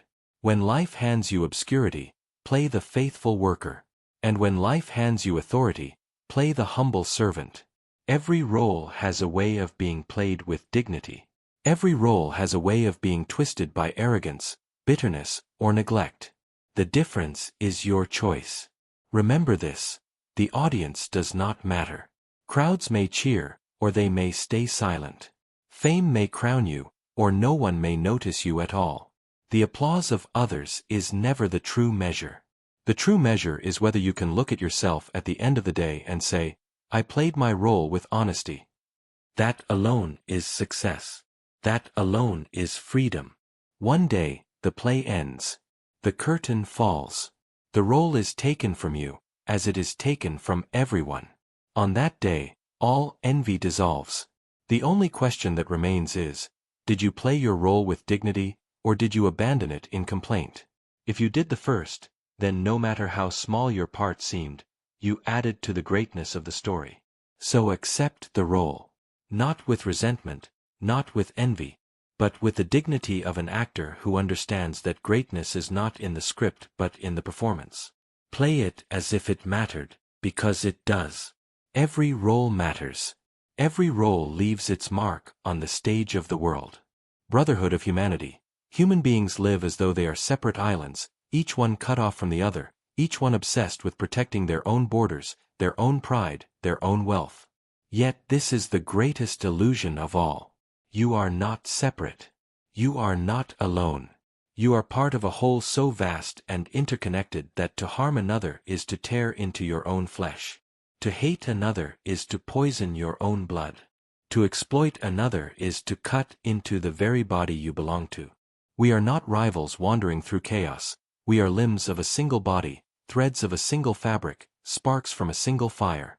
The Stoics saw this truth clearly. Marcus Aurelius wrote that we are made for cooperation, like feet, like hands, like eyelids, like the rows of the upper and lower teeth. Imagine what happens when the teeth bite into the tongue. The body is at war with itself, though both tongue and teeth belong to the same mouth. This is what happens when humanity forgets its brotherhood. Nations fight nations, races fight races, classes fight classes, families fight families. And yet, every blow inflicted is against the same body, the body of humanity itself. Consider this: when your left hand is injured, does your right hand mock it? Does it refuse to help? No, it rushes to stop the bleeding. When your eye fills with tears, do your ears rejoice? No, they share the sorrow. The body acts as one, because division is absurd. Yet look at our world. Look at the wars, the oppression, the greed, the cruelty. It is as if humanity has forgotten that it shares one heartbeat. Each time we destroy another, we destroy ourselves. Each time we humiliate another, we humiliate the whole. But you may ask, if this is true, why does cruelty exist at all? Why do people exploit one another? The answer is blindness. The man who cheats his brother believes he is stealing gain, but he is robbing the trust that sustains him. The tyrant who enslaves his people believes he strengthens his throne, but he is eroding the very foundation on which he sits. The nation that conquers another believes it has grown, but it has planted seeds of hatred that will one day consume it. Every act against another is ultimately an act against the self, just as a disease in one organ poisons the whole body. There are endless examples in history. Rome, at the height of its power, devoured its neighbors, enslaved its own, consumed itself in corruption, and collapsed. Not because of external enemies, but because its body turned against itself. Nations that exploited the weak found their own future shattered by division. Families that tore one another apart saw their legacy rot in bitterness. The pattern repeats endlessly. When the body forgets its unity, it begins to decay. On a smaller scale, think of your daily life. You wound another with words, and it may seem like victory in the moment. But bitterness grows in the relationship, mistrust festers, loneliness spreads. You have won nothing. You have simply cut your own connection. You exploit another for gain, and you think you profit. But you lose the dignity that sustains your soul. You humiliate another to lift yourself higher, but in truth you have built your tower on rotting wood. Now imagine the opposite. Imagine living as if humanity truly were one body. You see another in pain, and you act as you would toward your own wound. You see another succeed, and you rejoice as if it were your own strength. You forgive, because you understand that the body must heal itself, not tear itself apart. This is not weakness. It is strength. For the body that cooperates becomes unstoppable. The family that stands united cannot be broken. The nation that values all its people thrives. The world that remembers its brotherhood becomes resilient, enduring, alive. The truth is, your life is tied to every other life. The air you breathe today may have been exhaled by someone across the globe. The food you eat depends on the labor of hands you will never see. The clothes you wear carry the imprint of strangers. The technology you hold is built from the knowledge of thousands across centuries. You are not independent. You are woven into humanity. To deny this is to deny reality itself. So what does it mean to live in the Brotherhood of Humanity? It means you check yourself before causing harm. It means you remember that cruelty corrodes the very vessel you inhabit. It means you understand that compassion is not a luxury, but a necessity for survival. And it means that every act of kindness, every gesture of justice, every effort to heal is not simply for another. It is for yourself, for the body you belong to. We are limbs of one body. Forget this, and humanity bleeds endlessly. Remember it, and we rise together. When you injure another, you injure yourself. When you lift another, you strengthen yourself. This is the truth so simple, so undeniable, yet so often ignored. One day, you will be gone. Your role in the play of life will end. But the body of humanity will remain, continuing its story. Ask yourself, what did you contribute to this body? Did you leave it wounded by your selfishness, or did you leave it stronger through your care? Did you poison the blood with hatred, or did you cleanse it with compassion? Your legacy is not in what you take, but in what you give to the whole you belong to. So live with this awareness. Every insult you avoid, every kindness you give, every injustice you resist, every hand you extend is a gift not just to others, but to yourself. Because there is no separation. There never was. Humanity is one body, and its fate is your fate. Mastering the self. No tyrant has ever ruled as cruelly as the one that hides within your own chest.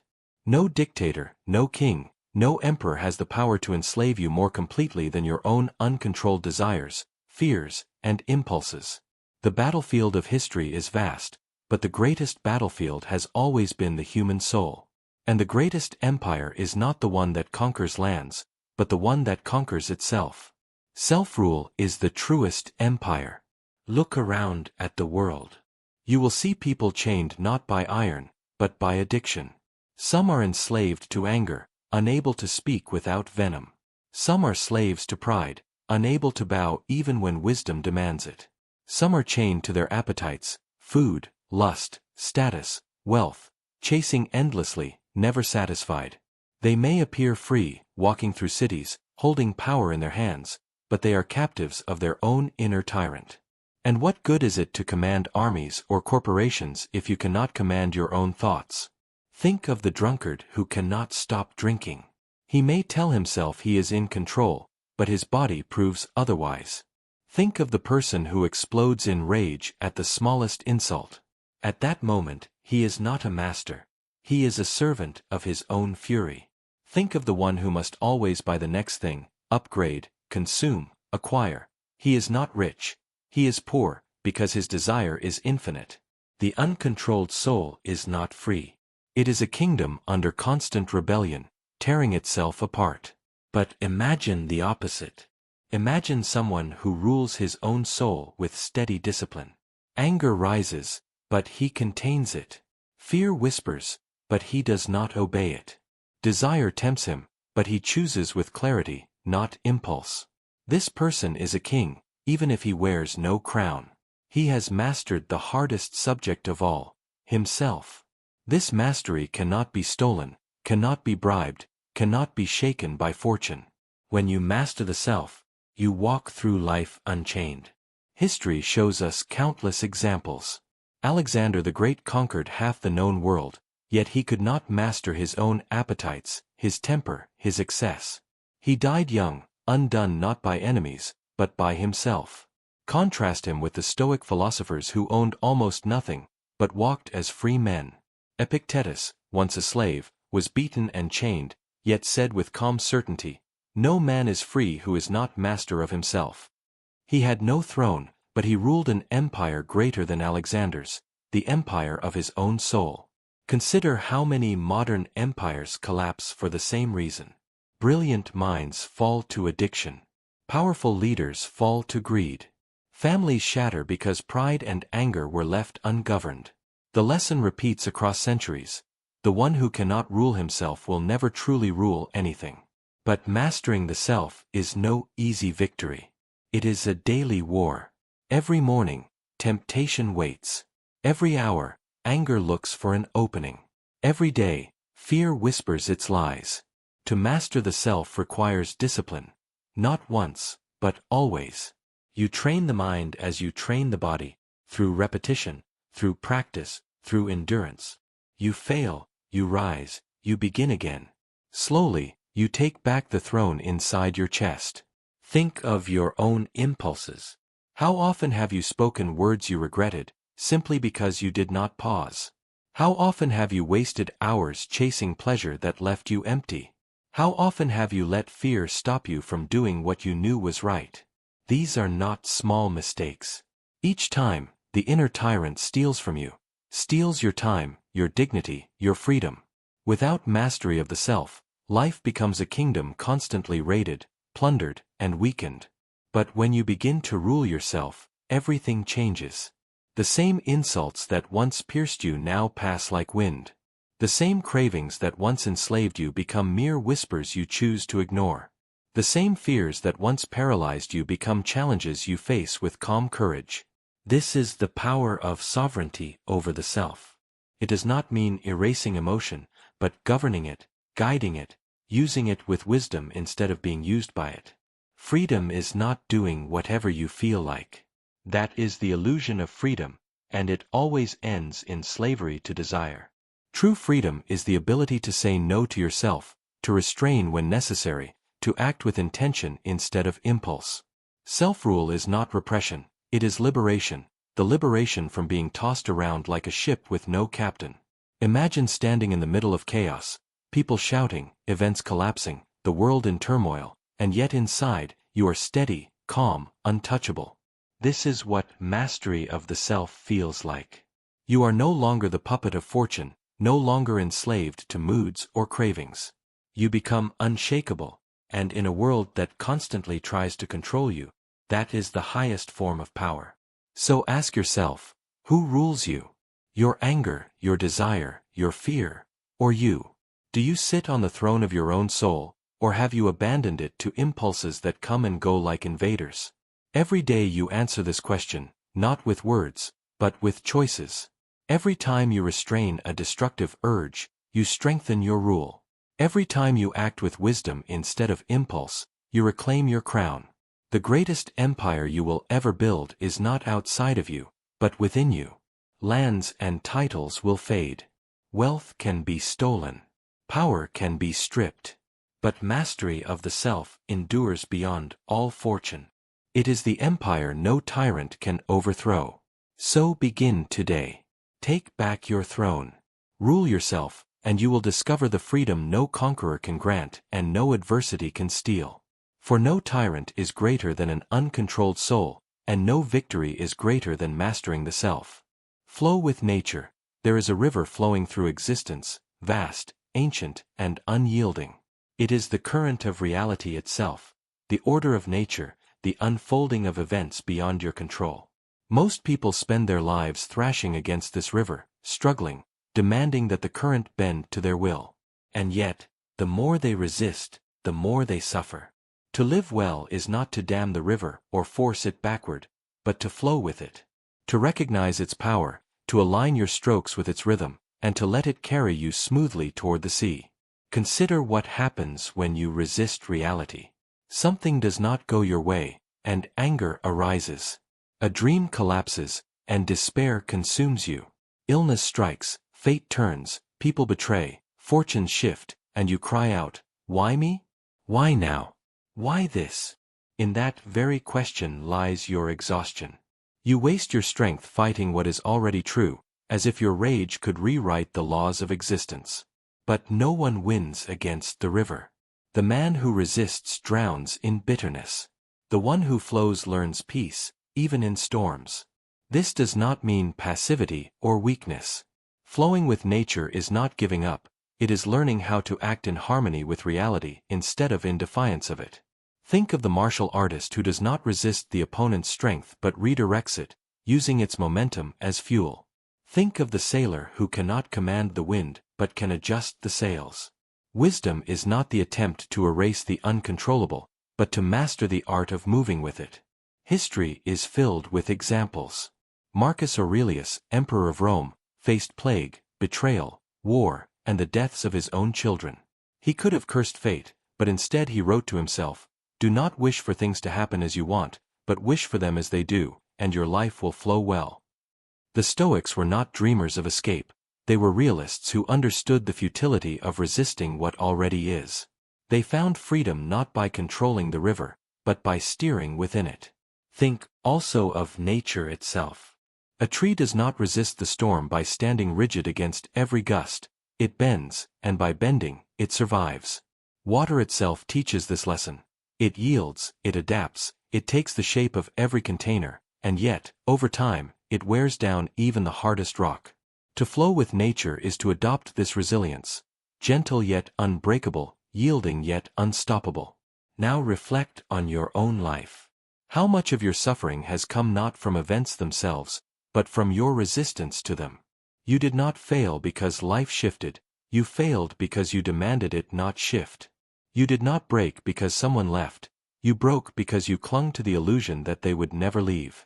Pain often comes not from reality itself, but from the gap between reality and your refusal to accept it. To flow with nature is to close that gap. It is to say, "This is what is, and I will not exhaust myself wishing it otherwise. Instead, I will ask, given this river, how can I move with it? What strength can I draw from this current, even if it is not the one I hoped for?" The man who learns this art becomes unshakable. Fortune may rise or fall, but he adjusts. Friends may come or go, but he remains steady.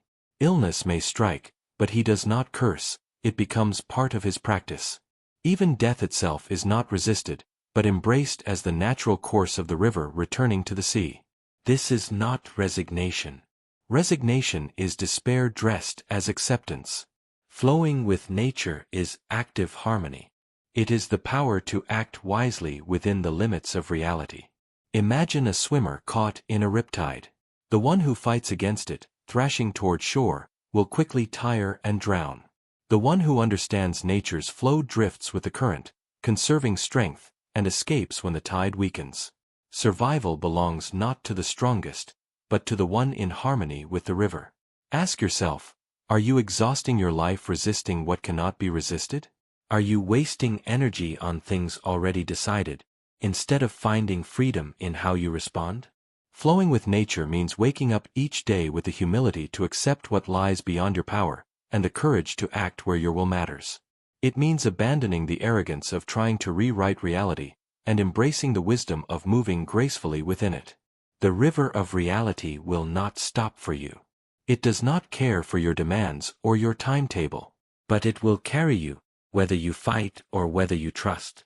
If you resist, you suffer. If you flow, you discover a deep peace that no storm can steal. For harmony with nature is not weakness, it is the highest strength. It is freedom from the chains of false expectation, and it is alignment with the very rhythm of existence. So let go of the struggle against the river. Flow with it. Trust its current. Align your strokes with its power. And you will find that life, instead of being a constant battle, becomes a journey carried smoothly, a dance with reality itself, a harmony between your will and the vast order of nature. Adversity reveals strength. We often imagine calm as a life free of storms, a gentle path with no obstacles, no challenges, no pain. But life has never promised us such peace. Struggle is inevitable. Loss is certain. Disappointment, betrayal, hardship, these are not mistakes in the design, they are the design itself. And yet, within this truth lies something powerful. Calm is not the absence of struggle. True calm is unbroken dignity within struggle. It is not about living without storms, but about learning to stand upright when the winds howl. Adversity has a strange way of revealing what we are made of. When life is easy, when circumstances bend to our will, we can appear strong, patient, wise. But when everything collapses, when we are stripped of comfort, when we face pain we did not choose, that is when our real strength is tested. It is in darkness that we see if our inner light was genuine or only borrowed from ease. History shows us countless examples.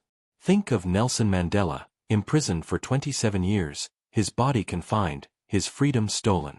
Many would have collapsed under the weight of bitterness, broken by rage.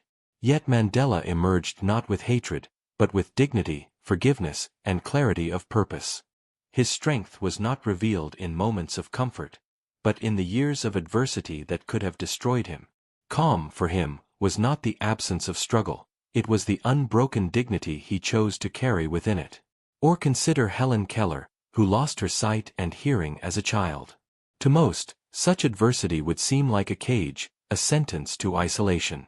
Yet she transformed that very struggle into strength, learning to communicate, to write, to inspire. Her life reminds us that the measure of a person is not what they lose, but how they rise with what remains. Even in everyday life, we see this pattern. When a family faces financial ruin, the strength of their bond is revealed. Do they collapse into blame, tearing each other apart, or do they hold tighter, facing the storm together? When illness strikes, dignity is revealed in the patient who, despite pain, carries themselves with grace, inspiring those around them. Adversity strips away the superficial. It reveals the foundation. But here lies the paradox. While we fear adversity, we also need it. Without struggle, we never truly know ourselves. Muscles only grow by resistance. Minds only deepen by challenge. Souls only strengthen by trial. To wish for a life without difficulty is to wish for a life without growth. Calmness is not found by avoiding hardship, but by standing in its fire without letting it consume who we are. Think of a tree. In calm weather, it looks firm and unshaken. But only when the storm comes, when winds tear at its branches, do we see the true strength of its roots. Some trees fall, others bend, and a few stand tall, their roots gripping deeper into the earth. Humans are the same. Struggle does not create weakness, it reveals where our roots truly lie. So how do we find dignity in struggle? It begins by shifting our perception. Instead of asking, "Why me? Why now?" we can ask, "What can this teach me? What strength is this moment calling me to discover?" Suffering without meaning breaks us. But suffering with meaning transforms us. For example, imagine losing a job. At first, it feels like devastation, a collapse of stability. But adversity asks, will you define yourself by what was taken, or by what you can build next? In that crucible, resilience is forged. Or think of heartbreak. It can feel like the end of everything, yet many discover in that pain a depth of compassion and independence they never knew they had. The struggle itself becomes the seed of dignity.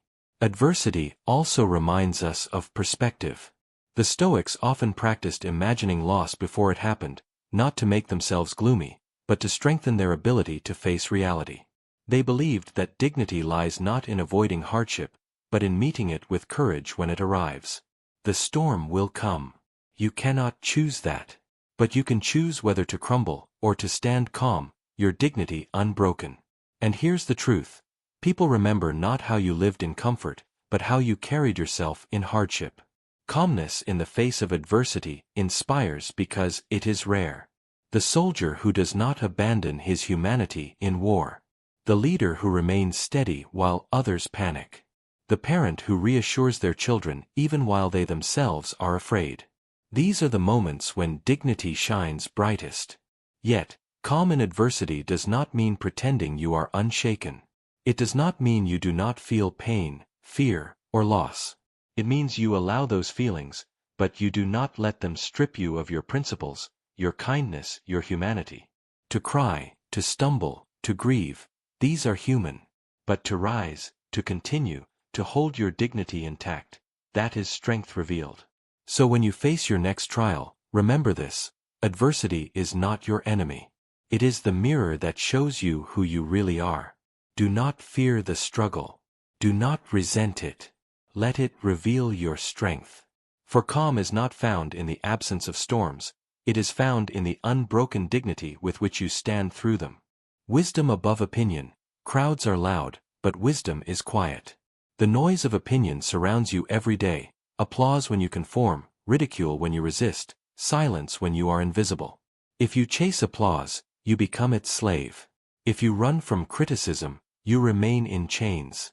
But if you seek wisdom, you stand in a place the crowd cannot touch. Wisdom above opinion, that is the Stoic path. Not to despise others, not to live arrogant and aloof, but to remember that truth is untouched by the crowd's noise. Think about reputation. It is not yours. It lives in other people's mouths, in their shifting judgments, in their moods that change with the wind. One day they cheer you, the next they curse you. One day you are a genius, the next a fool. One day you are a saint, the next a hypocrite. If your peace depends on their voices, then you are never free. You are tossed like a boat in a storm, every wave of approval lifting you, every wave of criticism drowning you. Wisdom demands a different anchor. Consider Socrates. In his city, many called him corrupt, arrogant, dangerous. He was put on trial, condemned to death, because the crowd's opinion branded him guilty. Did truth change because of their judgment? No. The wisdom he spoke was the same before their verdict and after it. He drank the poison not with bitterness but with calm, because his life was never built on applause. It was built on truth, and truth did not need their approval to endure. Or think of Marcus Aurelius, Emperor of Rome.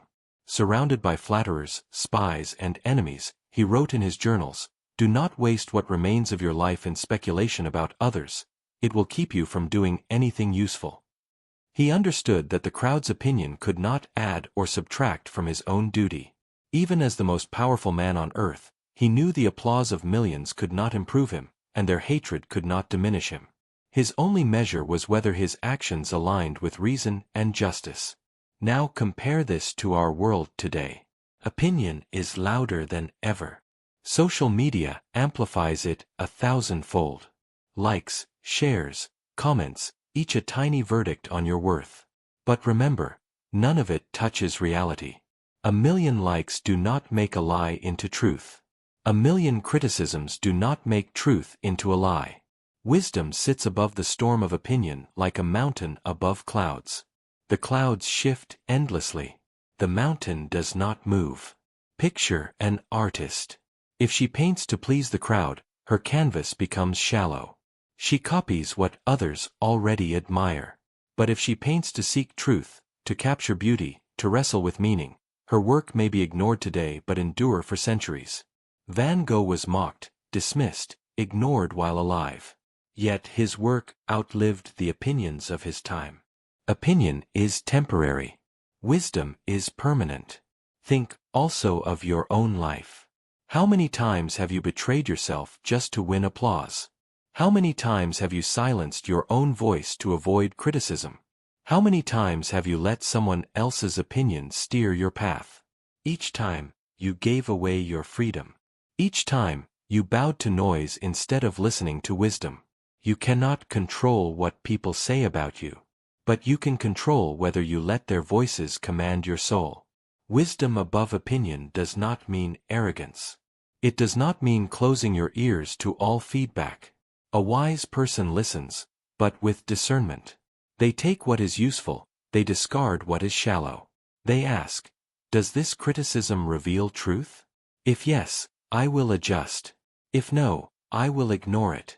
They do not let applause inflate them or insults deflate them.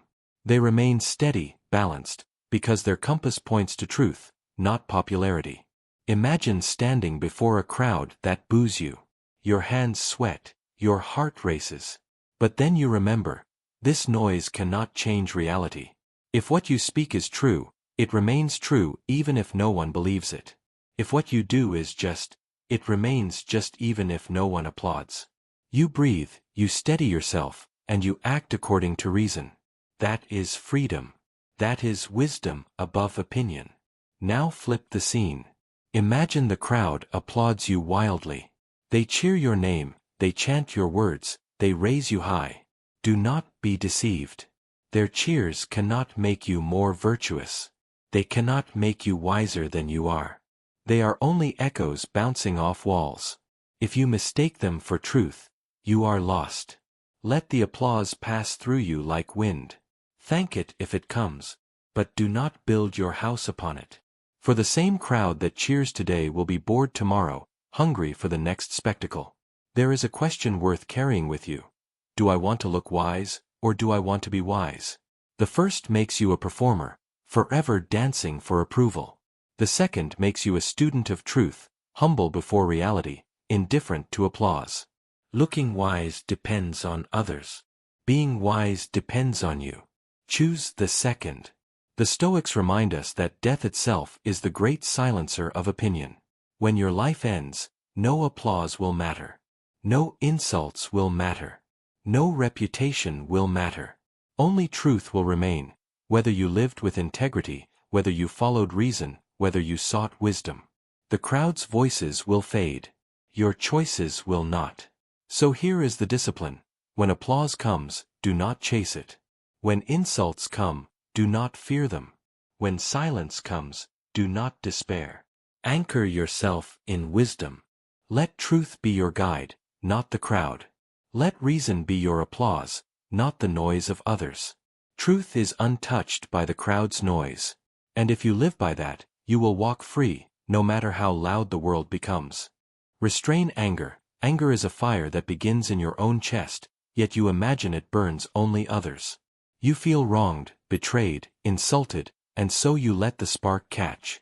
But before your anger reaches the one you aim it at, it consumes you. Your heartbeat races, your mind narrows, your peace evaporates. Anger punishes you before it ever touches the other. You believe it is strength, but in truth, it is a chain. You believe it is power, but in truth, it is slavery. And those who master themselves know this. Patience is not weakness, it is power disguised as calm. Think of the last time you lost your temper. In the moment, it felt like release. Words spilled out, perhaps harsh, perhaps cruel. Your hands shook, your chest tightened, your voice cracked with rage. And after? What was left? Regret, exhaustion, shame. The situation was not healed, it was poisoned. The other may have been wounded, but you were left burned from within. Anger fools you into thinking you win, when in truth, you lose yourself. The Stoics warned constantly of this trap. Seneca wrote that anger is temporary madness. It robs the mind of reason, blinds the eyes to truth, and leaves behind ruin. How many wars, how many broken families, how many lifelong feuds began with a single moment of uncontrolled rage? How many friendships destroyed, opportunities lost, lives shattered because someone could not master themselves? And yet, anger promises you justice, promises you satisfaction. But the satisfaction is poison, bitter and fleeting, leaving scars long after the fire has cooled. Patience, by contrast, feels small in the moment. It feels like silence, restraint, calm. Yet beneath that calm is hidden power. To hold back words when they boil inside you requires strength. To breathe when your instincts command you to strike requires discipline. To look into the eyes of insult and remain unshaken requires a mastery greater than any outburst could ever show. This is why patience is true power. It governs not others, but yourself. And the one who rules himself cannot be ruled by anyone else. Look at history. Great leaders are not remembered for the fury they unleashed in a moment of temper, but for the composure they held in moments of trial. Marcus Aurelius, surrounded by betrayal, corruption, and war, often wrote of his own struggles with anger. Yet he trained himself to meet insults and treachery with calm. He understood that if he surrendered to rage, he would lose not only himself but his empire. His power rested not in his armies, but in the empire of his own mind. Even in ordinary life, the same truth applies. Imagine two people insulted in public. One erupts, screams, lashes out, and in doing so appears weak, controlled by emotion. The other remains calm, composed, responds with dignity, or perhaps does not respond at all. Which one appears powerful? Which one earns respect? Which one leaves with peace intact? The difference is not in the insult itself, but in the mastery of the response. Anger punishes you first. It damages your health, releasing poison into your blood, tightening your muscles, clouding your thoughts. It turns your body against itself. Science confirms what ancient wisdom already knew. Anger shortens life, corrodes the heart, weakens the immune system. It is slow suicide disguised as power. Patience, on the other hand, is medicine. It slows the breath, clears the mind, steadies the heart. It gives you time to see, to think, to choose. And in that choice lies freedom. Do not mistake restraint for passivity. To restrain anger is not to accept injustice silently forever. It is to respond wisely, not blindly. It is to wait for the right moment, the right words, the right action. It is to strike with precision, not with madness. The patient man is not a doormat, he is a warrior who refuses to waste his strength on pointless battles. He knows that the greatest victories come not from outbursts, but from discipline. Ask yourself, how many of your regrets were born from anger? How many times did you say words you could not take back? How many times did you act in a way you could not undo? And how many times, when you held your tongue, when you breathed through the storm, when you let time cool the fire, how many times did you later thank yourself for restraint? This is the measure of wisdom, to know that the wound of insult heals, but the wound of anger leaves scars. The next time rage rises in you, remember this truth. You are the first victim of your anger. The fire burns you before it touches another. And if you let it spread, it consumes everything. But if you master it, if you smother the spark with patience, you preserve your strength, your dignity, your peace. You show the world that you are unshakable, untouchable, greater than insult, stronger than injury. In the end, it is not anger that makes you powerful. Anyone can lose themselves in rage, it requires no strength. True power is calm. True power is restraint. True power is the man or woman who could explode, but chooses silence. The one who could destroy, but chooses patience. This is the paradox of mastery. To be calm is to be strong. To restrain anger is to rule yourself. And the one who rules himself is greater than the one who conquers a city. So the choice is always before you. When insulted, will you become a slave to your fury, or a master of yourself? When wronged, will you burn, or will you hold? When tested, will you collapse into madness, or will you rise into patience? The fire begins within you. Whether it consumes you or whether it is extinguished, that is the power only you possess. Acceptance of others. Most of the anger in this world is born from misunderstanding. We believe people hurt us because they are malicious, because they carry hatred in their hearts, because they deliberately choose cruelty. But the truth, more often than not, is simpler. People act from the limits of their understanding. Ignorance, not malice, drives most of human conflict. And if you can see this clearly, you unlock the strength of acceptance. You stop wasting your life in endless cycles of resentment, and instead you learn to meet ignorance with reason, and weakness with patience. Think of the times you yourself have hurt others. Was it always because you wanted to wound them? Or was it because you didn't know better, because you were blinded by your own perspective, because you lacked the wisdom you have now? If you can forgive yourself for acting out of ignorance, then you can begin to forgive others for the same. It doesn't excuse their actions, but it explains them. And explanation is the key to peace. Imagine a child who steps on your foot.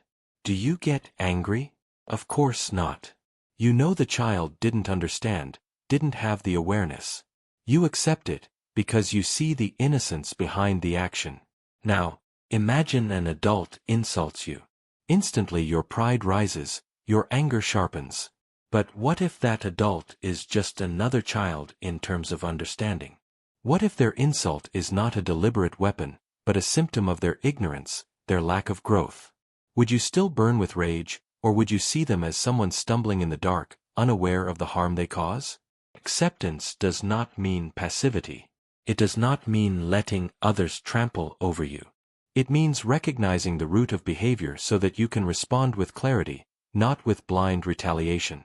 When someone lies to you, you can see it not as proof that the world is evil, but as proof that this person has not yet learned the value of truth.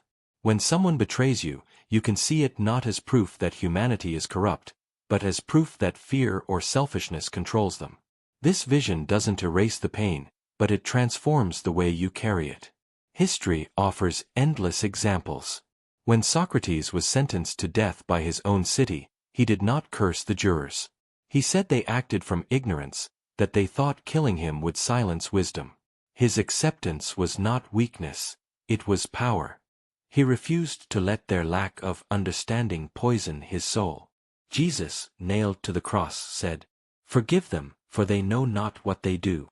Even in agony, he recognized that ignorance, not pure malice, was at the root of human cruelty. These are not just religious or philosophical stories. They are lessons in what it means to rise above the narrow vision of those around you. But what about today, in your own life? Maybe a colleague takes credit for your work. Maybe a friend speaks harshly in a moment of anger. Maybe a stranger lashes out at you online. The instinct is to strike back, to match ignorance with ignorance, to let their weakness pull you down. But what if instead you paused and asked, what pain, what blindness, what ignorance is driving this? You would not excuse them, but you would no longer be enslaved by rage. Acceptance gives you the power to respond with reason, not reflex. There is a saying, never wrestle with pigs. You both get dirty, and the pig likes it. When you meet ignorance with hatred, you lower yourself to its level. But when you meet it with understanding, you rise above it. This does not mean you accept injustice silently, it means you confront it wisely. You do not fight darkness with more darkness, you light a lamp. Acceptance of others requires humility. It requires remembering that you too are still learning, still blind in many ways. The moment you believe you have perfect vision, you become the ignorant one. We are all children in some corner of life, stumbling, making mistakes, hurting each other without fully knowing why. To accept this is not to surrender, it is to see reality as it is. And there is a hidden gift in this acceptance. When you stop expecting perfection from others, you free yourself from constant disappointment. You no longer waste energy demanding that the world act according to your script. You begin to see people as they are, not as you wish them to be. And in that clarity, peace begins to grow. Think of water flowing around rocks. The rocks are people's ignorance, sharp and rigid. The water does not break itself against them. It flows around, patient, soft yet unstoppable. Over time, even the hardest rock is shaped by the persistence of water. You can be that water. Your patience, your reason, your acceptance can outlast the ignorance of others. So ask yourself, how much of your life has been wasted in anger at people who simply did not know better? How many nights have you lost sleep replaying the words of someone who acted from their own blindness? And what did your anger give you? Nothing but exhaustion. What could acceptance give you? Freedom. This does not mean you must keep people in your life who harm you. Acceptance does not chain you to them. It simply means you release the poison of resentment. You understand why they acted, you learn your lesson, and you move forward without hatred corroding your heart. To carry bitterness is to drink poison expecting the other to suffer. Acceptance is setting down the cup. In the end, the only control you truly have is over your own response. You cannot make people wise before their time. You cannot erase their ignorance with your fury. But you can refuse to let their ignorance dominate your peace. You can meet it with reason, with patience, with the steady understanding that every soul is on its own path of growth. The world does not need more hatred. It does not need more voices shouting in blind rage. It needs more people strong enough to accept, wise enough to teach, patient enough to endure.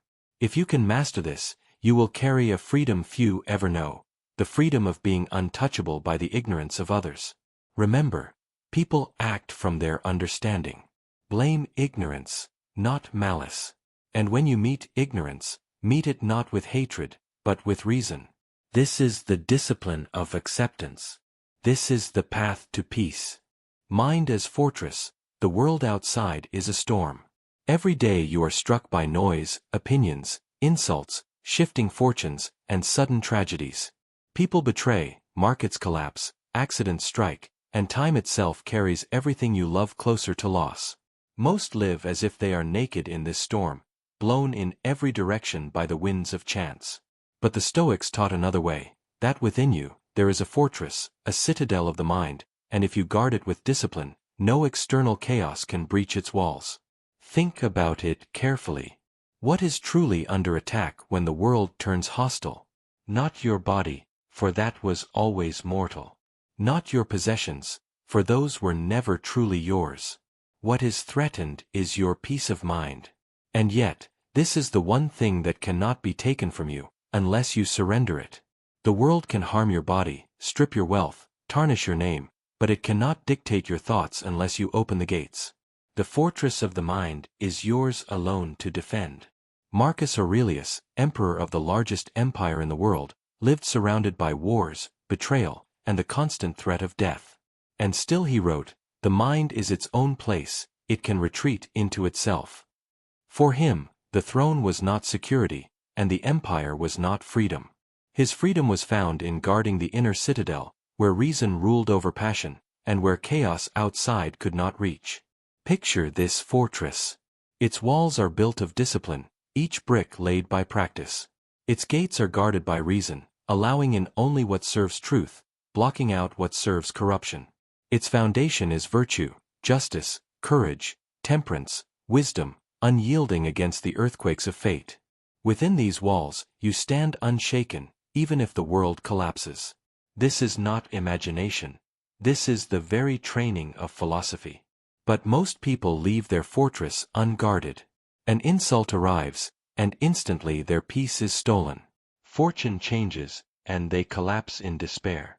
Someone disapproves of them, and they are crushed, because they handed the keys of their fortress to strangers. Discipline of mind means taking back those keys. It means saying, you may insult me, but I decide whether I am insulted. You may rob me, but I decide whether I am ruined. You may even kill me, but I decide whether I die in fear or in calm. The fortress stands if I defend it. Examples abound. Socrates, condemned to death by his city, drank the poison calmly, speaking of truth until his final breath. Epictetus, born a slave, beaten and broken, still said, you may chain my leg, but not my will. Even in prisons, in exile, in poverty, the wise have guarded their citadel, proving that freedom is not given by the world but built within. Contrast this with kings who lived in palaces yet were tormented by fear, suspicion, and endless craving. They had armies, but no fortress of mind. Ask yourself, where is your citadel? Is it guarded, or is it open to every intruder? Do you allow a stranger's words to overthrow your peace? Do you let fortune's rise and fall drag you up and down like a leaf in the wind? If so, your walls are weak. But they can be rebuilt.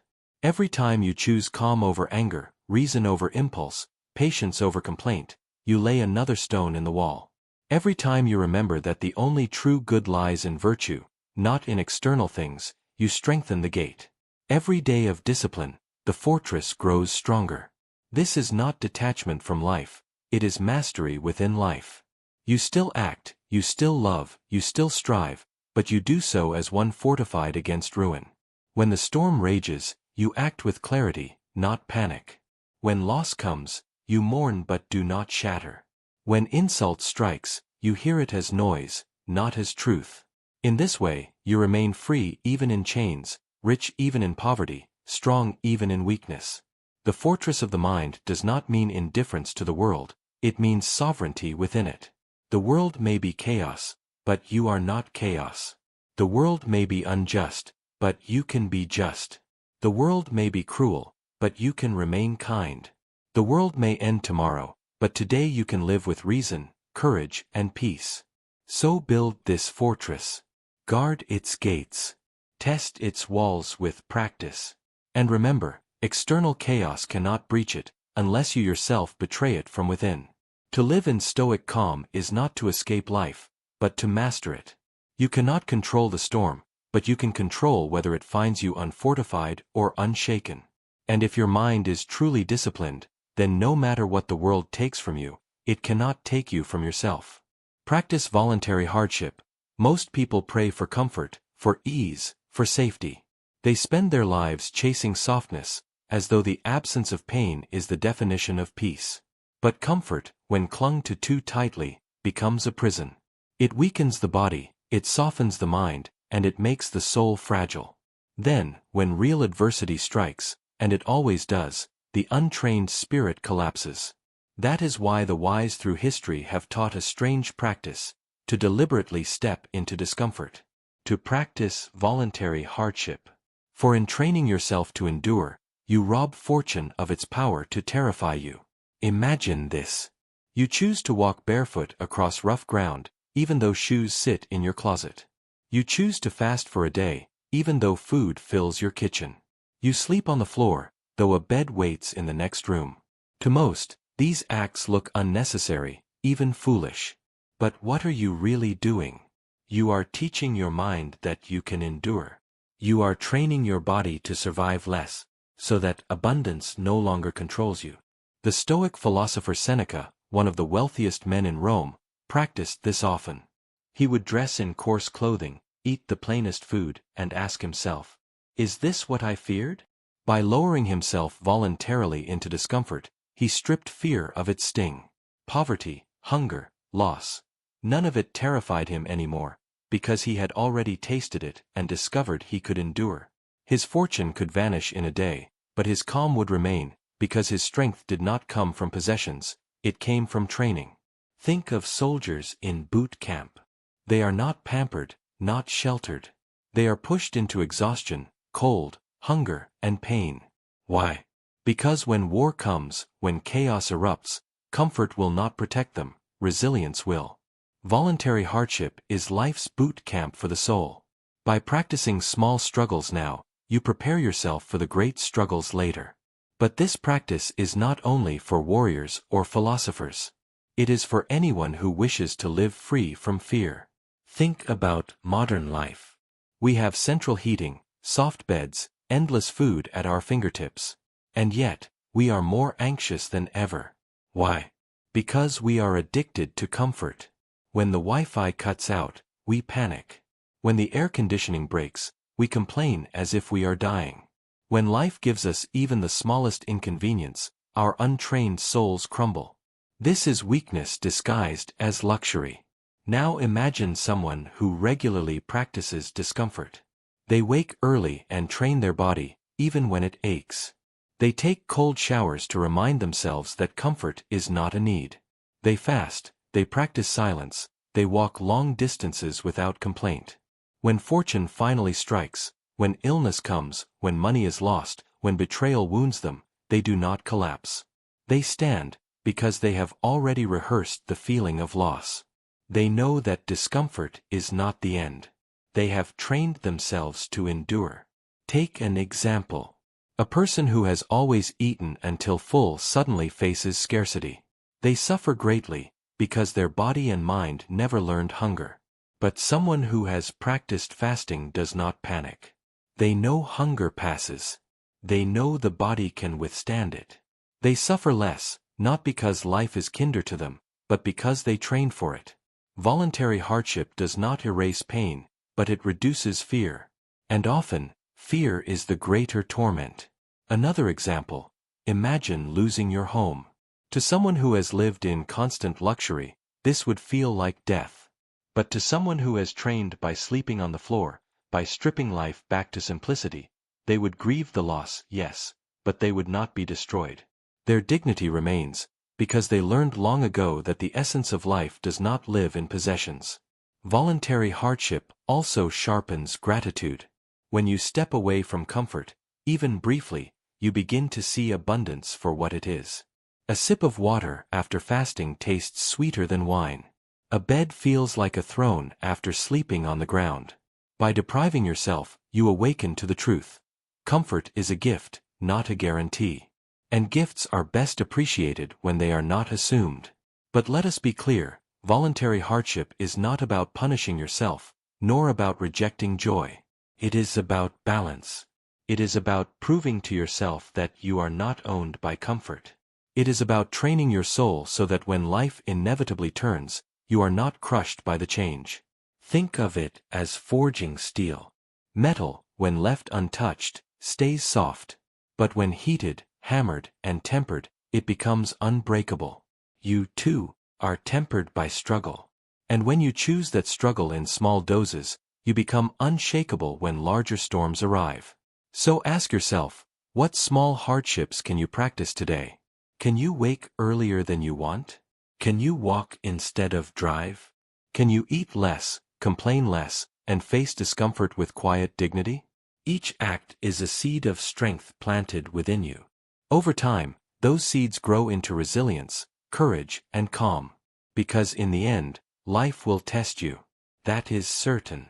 Fortune will shift, health will waver, loss will visit your door. You cannot control when or how. But you can control your preparation. You can train your soul now, so that when adversity arrives, you meet it not with terror, but with calm dignity. That is the power of voluntary hardship, not to eliminate suffering, but to make you unafraid of it.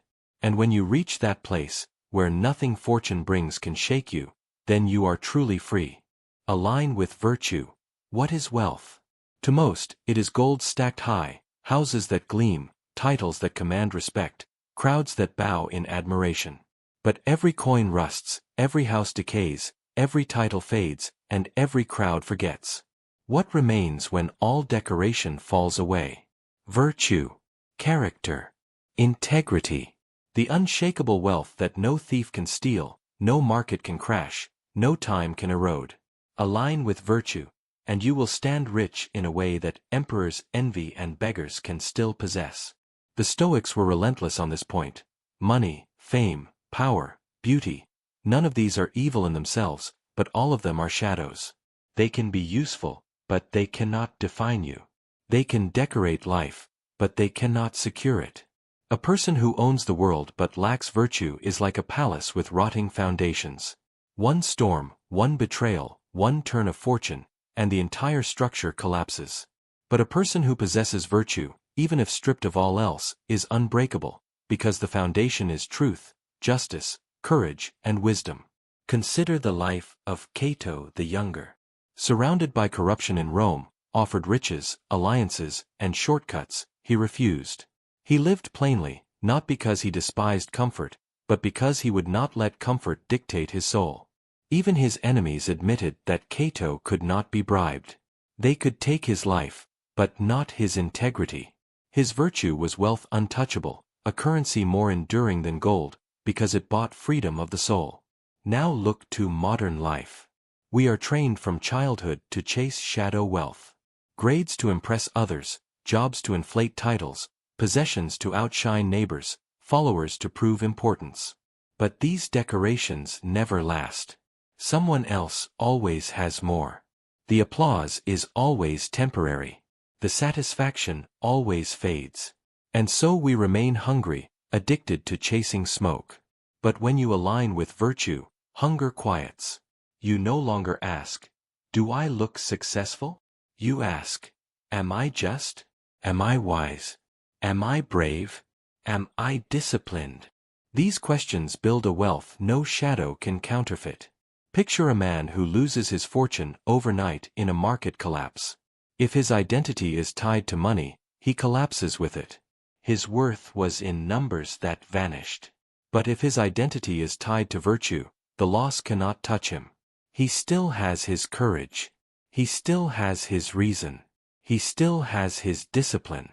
The wealth that matters is intact, and with it, he can rebuild, or endure, or begin again without being broken. Or imagine a woman admired for her beauty. Time changes her face, age marks her body, and the crowd begins to look elsewhere. If her sense of worth was in appearance, she crumbles into bitterness. But if her worth was rooted in virtue, she remains radiant with dignity, compassion, and wisdom long after the mirror changes. Her beauty becomes the kind that time cannot erase, the beauty of character. Virtue is wealth because it cannot be taken. A tyrant can seize your land, burn your home, even enslave your body. But he cannot touch your reason, your justice, your courage unless you hand them over. Epictetus, born a slave, proved this. He was beaten and mocked, but he told his students, "No one can harm your soul without your consent." His poverty was material, but his wealth was immense, because he carried virtue as his treasure. Ask yourself, when you die, what will remain? Not your bank account, not your reputation, not your possessions. All shadows. What will remain is the shape of your soul, the choices you made, the courage you showed, the justice you lived, the wisdom you practiced, the temperance you kept. This is the wealth that follows you beyond the grave, the wealth that whispers through history when your name is gone. So how do you align with virtue? Begin with honesty. Refuse to decorate lies just to win applause. Then practice justice. Treat others not as tools, but as equals. Practice courage.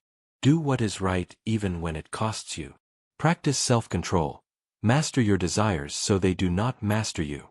These are the 4 cardinal virtues the Stoics lived by. Build them into your foundation, and no shadow wealth can compete. Think of a craftsman who builds with stone while others build with straw. The straw houses rise quickly, bright and decorated, but the first wind scatters them. The stone house takes time, patience, discipline. But once built, it endures storms, decades, and centuries. Virtue is that stone. Everything else is straw. This is not to say you must renounce all possessions or flee society. Shadows can decorate the stage, but never mistake them for the play. Use money, enjoy beauty, welcome reputation, but never let them rule you. Let virtue be the master, and let all else be servants. Then, whether fortune raises you high or casts you low, you remain the same, steady, dignified, and truly wealthy. Remember this when envy creeps in. When you see another celebrated, ask, are they rich in virtue, or only in shadows? If in shadows, pity them, for their wealth is fragile. When you feel poor, ask yourself, do I still have honesty, courage, self-control, and justice? If yes, then you are rich already. No empire can improve that wealth. One day the stage ends. Decorations fall, shadows dissolve. Titles vanish, faces fade, applause dies into silence. On that day, only virtue remains standing beside you, the one companion that cannot be stripped away. That is your true wealth. Align with virtue, and everything else becomes decoration, pleasant when it is here, irrelevant when it is gone. So do not chase shadows. Build the foundation. Align with virtue. For in the end, that is the only treasure worth carrying through every season of life, and the only wealth that death itself cannot steal. Cosmic sympathy. You are not a fragment drifting alone in chaos. You are not an accident thrown into the void without meaning. You are a part of something greater, something vast, something so woven together that every breath you take, every thought you form, every step you walk ripples through the whole. This is the truth of cosmic sympathy. You belong to a universal order, and peace comes not from resisting it, but from understanding your place within it. When you look at the stars, you see infinite distance, unimaginable scale. You feel small, perhaps insignificant. But this is a mistake. You are not outside the cosmos looking in. You are inside it, a piece of the very order that spins galaxies, that stirs oceans, that drives the pulse of life itself. The same laws that guide the stars also guide your heartbeat. The same fire that burns in the sun also burns in the atoms of your body. The same order that holds the planets in balance holds your life within its current. To forget this is to live blind. To remember it is to live in harmony. The Stoics spoke of this constantly. Marcus Aurelius reminded himself that every human being is part of one greater organism, one living unity. Just as the hand cannot exist without the arm, and the arm cannot exist without the body, no person exists outside the whole. To cut yourself off in pride, in selfishness, in hatred, is to sever your own limb from the living body of the universe.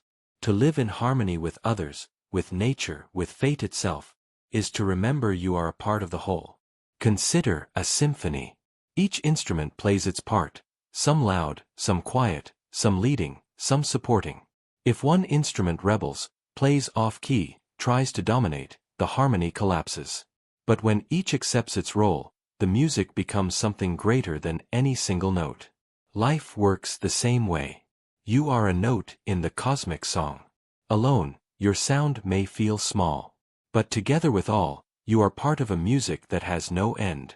To resist this order is to create dissonance. To accept it is to discover peace. We forget this truth when we believe we control the universe. When fortune turns against us, we rage as if the cosmos has made a mistake. When others act unjustly, we fume as if the order has collapsed. When death comes near, we panic as if life has betrayed us. But the universe makes no mistakes. It simply follows its order. Seasons turn, lives rise and fall, stars are born and die. You are not excluded from this rhythm. You are shaped by it, carried within it. Your suffering comes not from the order itself, but from your refusal to accept your place in it. Think of the ocean. A single wave may rise high, crash violently, or dissolve quietly at the shore. But no wave controls the sea. Each is part of the greater motion. You too are a wave upon the ocean of existence. To think you can resist the tide is madness. To recognize yourself as part of it is wisdom. And in that wisdom lies calm. This is not passivity. It is not weakness. To live in cosmic sympathy is not to give up action, but to act in alignment with the greater whole. The hand does not fight the arm. It works with it. The eye does not envy the ear. It fulfills its own purpose.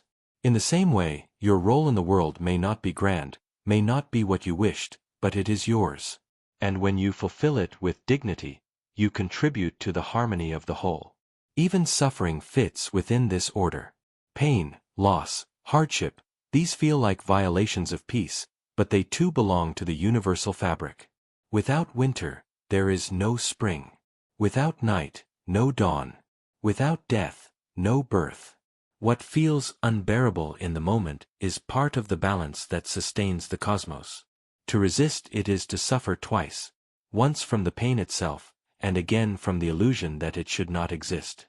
To accept it is to discover strength, the kind of strength that makes even tragedy bearable. Look around you. The trees, the rivers, the sky, the stars. None of them rage against their place. The tree does not demand to be the river. The river does not resent the mountain. Each exists within its role, and together they form a whole too vast to measure. Only man resists, only man rages, only man imagines he stands above the order. And this arrogance is the source of his misery. But the cure is simple. Remember. Remember you are not the universe's master, but its participant. Remember you are not alone, but connected to all. Remember that every life, every creature, every event, every loss and every joy is woven into the same order. And in this remembrance, find peace. For calm is born not in control, but in alignment. Peace is not found in bending the cosmos to your will, but in bending your will to the cosmos. You are a limb of the great body, a note of the eternal music, a wave of the infinite ocean. To forget this is despair. To remember it is strength. So when chaos surrounds you, when life feels cruel, when your heart trembles with fear, step back. Look at the stars. Feel the air move through your lungs. Hear the rhythm of your own heart. And know this: you are not separate, you are not lost. You are part of the greater whole, and nothing can take that from you. Calm comes in knowing your place in the universal order. And once you know, once you accept, you will find that the storm outside cannot shake the harmony within. Stability in loss, everything you hold in your hands is borrowed. Your possessions, your health, your relationships, even your very breath. None of it belongs to you forever. Fate lends it, and fate can take it back without notice. Yet we cling as if these things were ours by right, and when they are taken, we shatter. The truth is not that loss is rare, but that loss is constant. The question is not if it will come, but how you will meet it. To cling is to break. To accept is to remain whole. Stability in loss is not the absence of grief, but the strength to let go without destroying yourself. Think of the tree in winter. The leaves fall, the branches stand bare, yet the tree does not collapse. It endures, rooted in something deeper than what it temporarily carried. You must become like that tree, rooted in what cannot be taken, steady when fate removes what was never truly yours. Consider this: every person you love will one day leave, either by choice or by death. Every possession you have will one day belong to another. Every achievement will eventually be forgotten. If this truth terrifies you, it is because you still cling. But if you can face it with calm, if you can say, "I accept that nothing is mine forever," then when loss comes, you do not crumble. You bow to reality, and you rise again. Look at history. Empires rose and fell. Kings sat on thrones for decades, only to be replaced, their crowns now gathering dust in museums. Entire civilizations vanished into ruins, their monuments toppled, their languages forgotten. If empires cannot escape loss, how can we expect to? The only true mistake is not in losing, but in believing that we ever owned. Think of the sailor at sea. He knows storms will come. He does not curse the sky when the waves rise. He steadies his ship, adjusts his sails, and rides through. The fool is the one who demands calm waters forever. Life is the same. To demand that nothing changes, that no loss arrives, is to demand the impossible. But to steady yourself in loss, to release what is taken without breaking, that is wisdom. Imagine losing someone you love. The pain is sharp, undeniable. To pretend otherwise would be false. But the difference lies in what you do with that pain. Do you let it consume you, turning your life into a monument to despair? Or do you honor their memory by continuing, by carrying their light within you without collapsing under the weight of their absence? Calm does not erase the sorrow, but it prevents sorrow from destroying you. Think also of smaller losses: the job you wanted but never got, the friendship that drifted away, the plans that collapsed. Each feels like an earthquake when it happens. But with time you realize you still stand, still breathe, still move forward. The loss did not destroy you. What destroyed you was the belief that you could not live without what was taken. When you release that belief, you release the suffering. Philosophers have long taught this truth. The Stoics reminded themselves daily, you are not owed tomorrow. You are not owed your possessions. You are not owed the people you love. This was not to make them cold, but to make them strong. By remembering that all is borrowed, they cherished more deeply, and they let go more calmly. They did not cry, "Why me?" when loss came, because they knew it was not theirs to keep forever. This is the discipline, to enjoy fully without clinging, to love deeply without claiming, to live freely without demanding permanence. When you drink water, you are grateful even though the cup will soon be empty. When you watch the sunset, you are moved even though the night will follow. Why should life be any different? To insist that beauty must last forever is to miss the beauty entirely. You might ask, does this not make us detached, cold, distant? No. It makes us capable of loving more deeply, because we love without fear. When you know something is temporary, you savor it more. You do not cling to it, but you also do not take it for granted. You learn to say, I am grateful you are here now, instead of, you must be here forever. This is the difference between fragile love and strong love. Fragile love collapses when threatened. Strong love endures even when fate takes away its form. Loss will always hurt. That is part of being human. But suffering is not the same as hurt. Hurt is the cut, suffering is the refusal to heal. Stability in loss is choosing to heal, choosing to stand, choosing to keep walking even while carrying grief. It is not indifference. It is resilience. Ask yourself, what have you lost that still haunts you? Was it a person, a dream, a possession, a stage of life? And why does it haunt you? Because it was taken, or because you still believe it was yours forever? Shift your vision, and the chains loosen. Nothing was ever yours except your response. Fate can strip you of everything, but it cannot strip you of how you meet fate. That remains your power. So when loss comes, and it will, do not shatter. Bow to it, acknowledge it, and release what was borrowed. Do not curse the storm, adjust your sails. Do not collapse like a tree that refuses to shed its leaves. Root yourself deeper and endure the season. You will find that even after loss, life continues to give. Even after endings, new beginnings arrive. And if your heart remains steady, you will meet them with open hands instead of closed fists. The highest freedom is not found in clinging to what cannot last. It is found in stability, in calm, in the unbreakable acceptance that nothing external defines you. Fate lends, fate takes, but you remain. Remember this, do not cling to what is borrowed by fate. Calm is releasing without breaking. Moderation in pleasure. Pleasure is a double-edged gift. On one side, it sweetens life, colors experience, and reminds us that existence can be beautiful. On the other, it tempts us into chains of craving, dependence, and eventual ruin. To live wisely is not to reject pleasure, but to master it. Moderation in pleasure means enjoying without clinging, savoring without slavery, tasting the delight of life while never becoming owned by it. Think about the way most people pursue pleasure.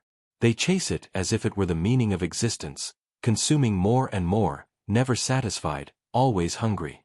One drink becomes two becomes 10. A moment of entertainment turns into hours of mindless distraction. Desire for comfort grows into an inability to endure discomfort. What begins as sweetness rots into poison when indulgence becomes dependence. Pleasure is not the enemy, but the illusion that it will complete you, that it must be multiplied endlessly, is a trap that has destroyed countless lives. Moderation is the art of tasting without drowning. Imagine a man at a feast. If he eats with gratitude and restraint, he enjoys every bite, his body is nourished, his spirit lifted. If he devours without measure, greed takes over, his health collapses, and even the taste is lost in excess. The same is true of all delights: food, drink, sex, wealth, recognition, entertainment. The wise savor, the foolish consume. The difference is not in the object, but in the soul's discipline. History offers warnings. Think of emperors and kings who drowned themselves in luxury, only to die restless, suspicious, and unfulfilled. They had everything, yet enjoyed nothing, because desire without limit is a fire that consumes itself. Then look at philosophers, warriors, or monks who lived simply, who could enjoy a piece of bread with more contentment than tyrants felt in their banquets. Why? Because their joy was not chained to quantity. They could taste pleasure and let it pass, instead of clutching it with desperation. Ask yourself honestly, do you own your pleasures, or do they own you? If the wine runs dry, do you remain content, or do you grow restless, searching desperately for more? If the praise of others fades, do you stand steady in your own worth, or do you crumble without constant approval? If the luxuries disappear, can you still live well, or do you feel life has been robbed of meaning? These questions reveal whether pleasure is your servant or your master. Moderation does not mean cold rejection of life's delights. It means freedom to enjoy them without chains. The man who practices moderation enjoys pleasure more deeply than the addict, because he is never numbed by excess. He tastes the sweetness fully, then moves on, unshaken if it ends. The addict, chasing endlessly, grows dull to the very pleasure he seeks, like a man who stares at the sun until he can no longer see. Even nature teaches this. The sun warms the earth by measure. Too little and life dies, too much and it burns. Rivers nourish by flowing. If they flood without limit, they destroy. Pleasure, too, must flow in measure, or it becomes destructive. Moderation is not denial, it is balance, the middle way where joy remains joy instead of transforming into misery. Think of love. True love, when moderate, is deep, patient, and free. But when clung to with obsession, it suffocates and poisons what was once beautiful. Think of wealth. In moderation, it provides security and opportunity. Pursued without limit, it breeds greed, fear, and endless dissatisfaction. Even laughter, when genuine, heals the heart, but when forced into constant entertainment, becomes hollow. Every delight must be tempered, or it devours itself. The Stoics understood this truth well. They did not forbid pleasure, they simply warned against slavery to it. They taught that virtue, not pleasure, is the highest good. Pleasure can accompany virtue, but it cannot replace it. To build a life on pleasure is to build on shifting sands, today high, tomorrow low, never steady. To build on discipline is to remain firm, whether pleasure comes or goes. So let this be your practice. When pleasure arrives, welcome it as a guest, not as a god. Enjoy it fully, then let it leave without grief. Remind yourself, I do not need this to live well. It is sweet, but not necessary. In this way, you free yourself. You can enjoy a feast when it comes, but also be content with bread when that is all there is. You can delight in praise when offered, but stand steady when it fades. You can love deeply, but not collapse if fate takes it away. Moderation in pleasure is the path of true freedom. The addict is chained, even while surrounded by delights. The moderate soul is free, even with little, because nothing owns him. He can enjoy all, but need none. This is the secret of joy without slavery: to savor but not cling, to enjoy but not depend, to delight but never be consumed. And in this balance, you discover the deepest pleasure of all, the unshakable peace of a soul that owns itself. Compassion with detachment. To love others is natural. To care for their suffering, to feel their pain, is part of being human. But there is a danger hidden inside compassion, a danger of drowning in the storms of those we wish to save. When you allow another's chaos to completely consume you, you do not help them. You only sink alongside them. True compassion is not about losing yourself in another's suffering. True compassion is to stand steady, with a heart open, yet a mind unshaken. Care for others deeply, but remain rooted enough to lift them. This is compassion with detachment. Many confuse detachment with coldness, as if it means not caring. But detachment is not the absence of love, it is love made wiser. Imagine standing on the shore, watching someone thrash in deep water. If you leap in blindly, pulled by panic, both of you may drown. But if you stand steady, anchored, and extend your hand, you can pull them safely to land. Detachment is that anchor. It gives compassion its strength. Think of the parent who watches a child learn to walk. The child stumbles, falls, cries. The parent feels the pull of pain, every instinct screams to lift the child up and carry them forever. But true love knows that the child must walk on their own legs. The parent stays near, steady, caring, but does not interfere with every fall. That is compassion with detachment, the ability to support without suffocating, to care without controlling. History and philosophy are filled with this wisdom. The Buddha taught that compassion without detachment becomes suffering multiplied, because you take on the pain of the world without balance. The Stoics reminded us that we cannot control others, not their choices, not their emotions, not their destinies. To drown with them is to mistake pain for love. Instead, love them enough to remain steady when they cannot. Love them enough to hold your own dignity, so you may actually guide them when the storm passes. Think about relationships. Many have loved someone who was broken, lost, or destructive. Out of compassion, they poured themselves into fixing, saving, carrying. And yet, in the process, they lost themselves, drained, exhausted, often broken alongside the other. That is compassion without detachment. It feels noble, but it destroys both. Detachment, instead, allows you to love fiercely but wisely. To say, I will walk with you, but I will not throw away my life to feed your chaos. If you rise, I will celebrate you. If you fall, I will grieve for you. But my strength must remain intact, or I cannot help you at all. Consider the doctor in an emergency room. If they collapsed emotionally with every patient suffering, they would be useless. Their compassion would drown them. Instead, they stand calm, collected, detached not from care, but from panic. Their very ability to save lives comes from this balance. The heart feels, but the mind stays steady.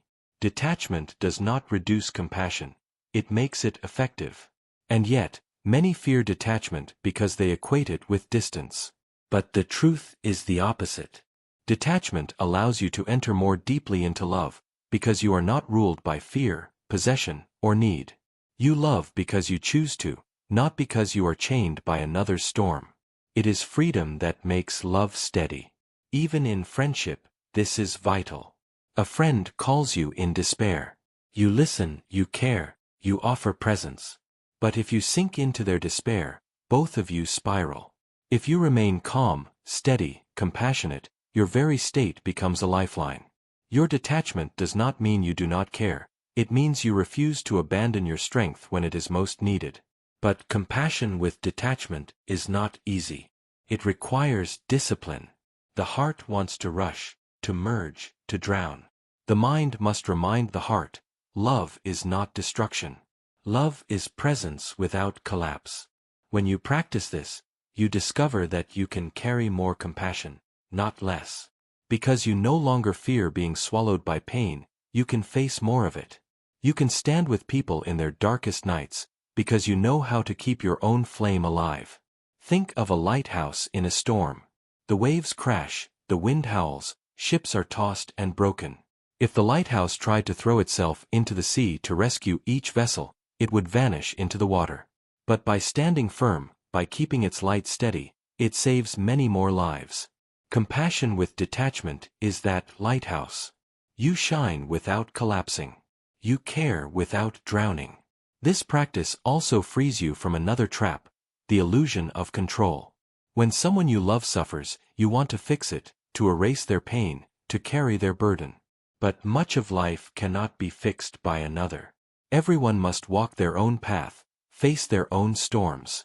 Detachment accepts this truth. You do not try to own their journey.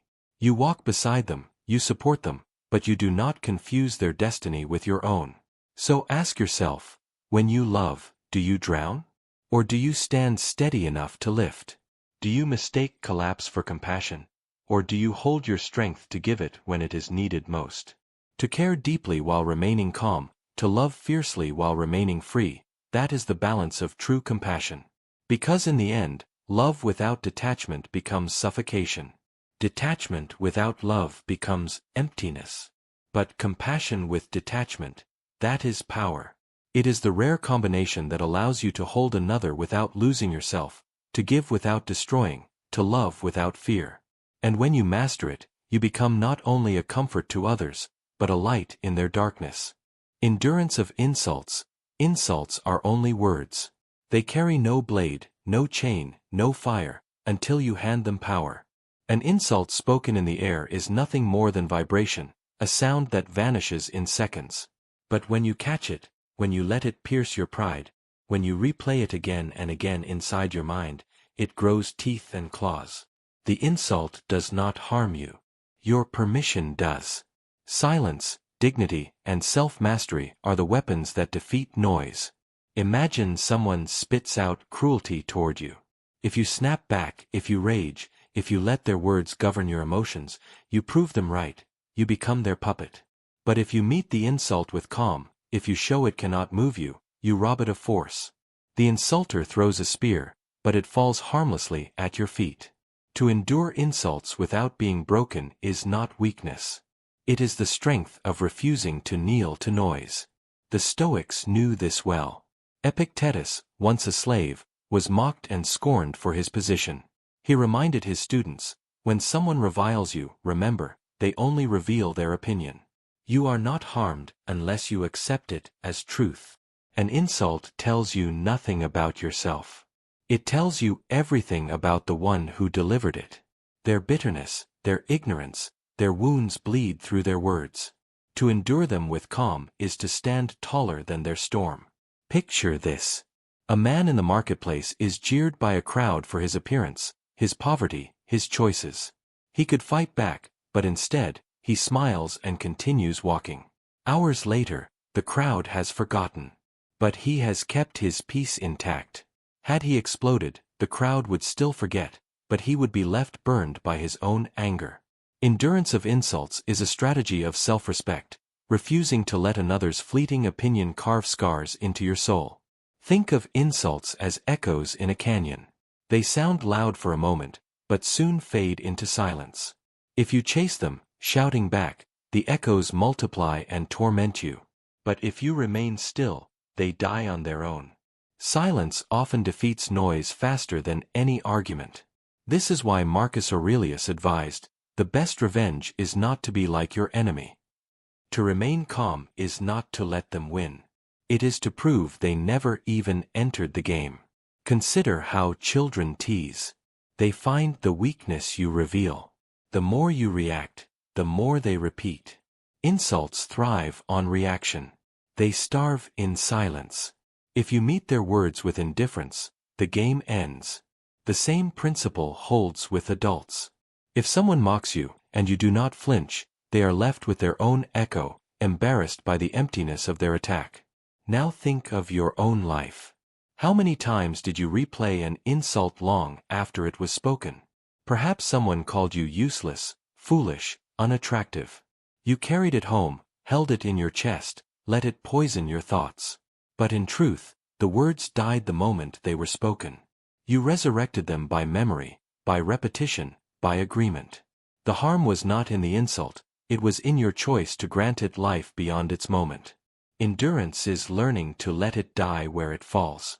This is not to say you must accept injustice or tolerate abuse in silence forever. Endurance of insults is not passivity. It is the wisdom to know which battles are worth fighting. If an insult is shallow noise, ignore it. If it conceals truth, use it as feedback. If it masks injustice, respond with calm action, not rage. Always choose response, not reaction. Silence when noise deserves silence, reason when correction is needed, firmness when justice demands it. Think of Socrates. When mocked by men in the streets of Athens, he never wasted words in retaliation. He asked questions instead, exposing their ignorance. When insulted on trial, he replied with calm arguments, not shouting. And when condemned to death by opinion, he accepted the hemlock with dignity. Their insults died, his wisdom lived. The deepest freedom is this: You cannot control what others say, but you can always control how you meet it.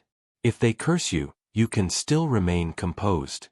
If they laugh at you, you can still remain steady. If they despise you, you can still remain virtuous. Their noise cannot touch your reason unless you hand them the keys. Do not hand them over. Practice this discipline. When insulted, pause. Breathe. Ask, does this define me, or does it reveal them? Almost always, it reveals them. Then let it go. Acknowledge the sound, then let it pass like wind through leaves. The world expects you to fight. Silence disarms it. Calm defeats it. Dignity ends it. Even if the insult wounds, ask yourself, what if this pain is training? What if every insult is practice in strengthening your soul against noise? The world is a theater of endless chatter. If you can stand calmly through insults, then praise will not intoxicate you, and criticism will not enslave you. You will become free. So remember, words cannot harm unless you grant them power. Every insult is an invitation. You can accept it and suffer, or decline it and remain free. Endurance of insults is not about thick skin. It is about wise judgment, the choice to let noise die without echo. And in the end, silence often defeats noise better than any speech. Duty before desire. Every moment of your life, two voices compete within you. One whispers of ease, of pleasure, of escape. The other calls you toward responsibility, toward discipline, toward duty. One offers sweetness in the moment, followed by bitterness later. The other may feel heavy in the moment, but leaves behind strength, clarity, and calm. The choice between them defines your life. For calm does not grow from indulging desire, it grows from putting duty before desire. Desire is quick, seductive, and shallow. It demands comfort, it demands pleasure, it demands the easiest path. It tells you to sleep when you should rise, to spend when you should save, to speak when silence is wiser, to indulge when restraint is nobler. Desire is loud because it is impatient. It craves now, and it does not care about later. But duty speaks differently. Duty is quiet, often inconvenient, sometimes painful. It asks you to do what you know is right, even when you do not want to. It asks for sacrifice, for effort, for endurance. Desire gives you what you want. Duty gives you what you need.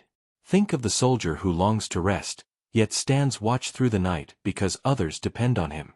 Think of the parent who desires freedom, yet chooses the constant labor of raising a child. Think of the student who would rather waste hours in distraction, yet bends to study so their future will not collapse. In every case, desire offers ease, but duty offers meaning. And meaning is the only soil in which true peace can grow. The Stoics knew this well. Epictetus said, "Do what you must, let nothing deter you." Marcus Aurelius reminded himself daily to rise from bed even when his body longed to linger, because his duty was to serve mankind, not to indulge in sleep. These men understood that life is not judged by how much pleasure you gather, but by how faithfully you live your role. To abandon duty for desire is to betray yourself. To embrace duty despite desire is to rise above yourself. Think of your own regrets.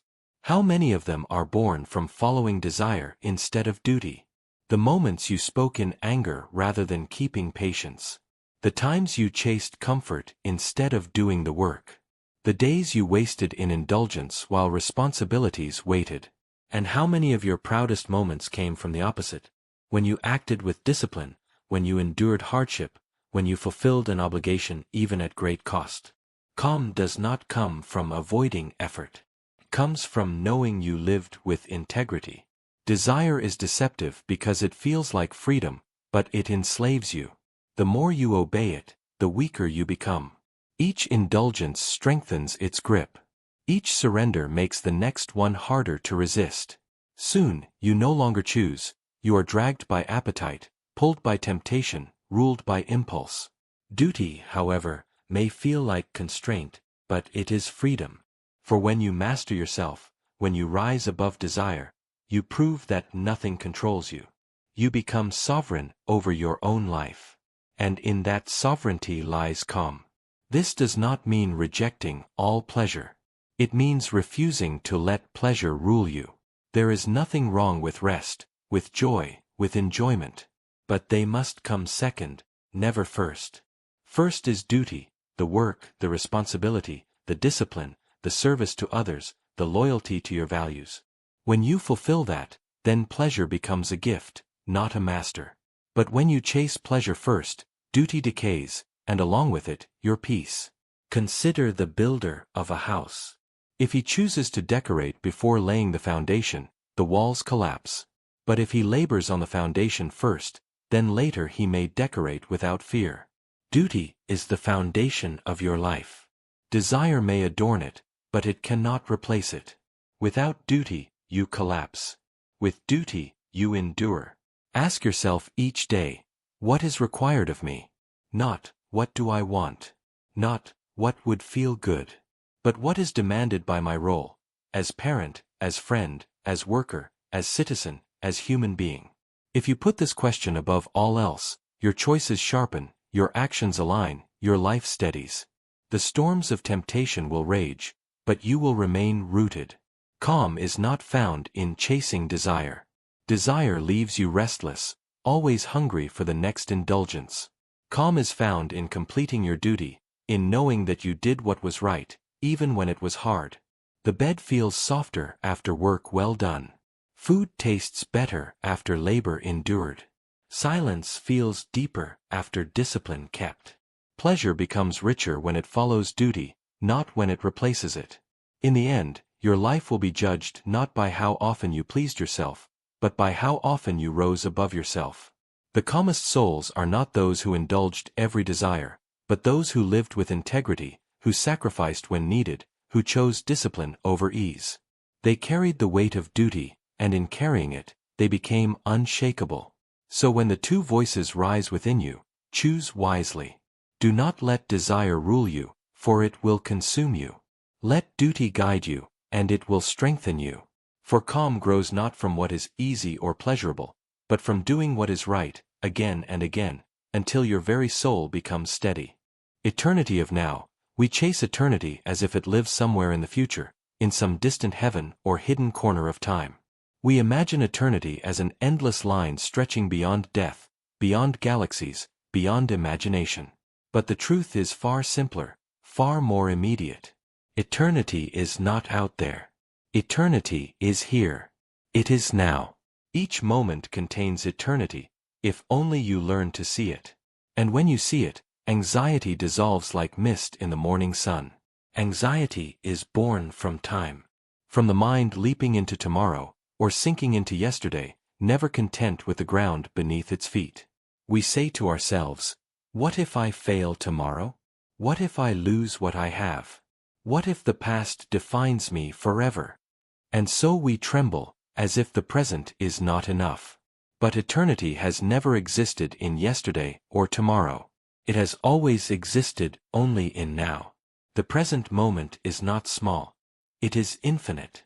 Think of when you were a child, lost in play. Hours passed, yet you did not notice. You were so immersed that time disappeared. That was eternity. Think of when you stood before the ocean, waves crashing endlessly, and you felt both tiny and infinite at once. That was eternity. Think of when you held someone you loved, when words were unnecessary, when the entire universe seemed contained in the beating of two hearts.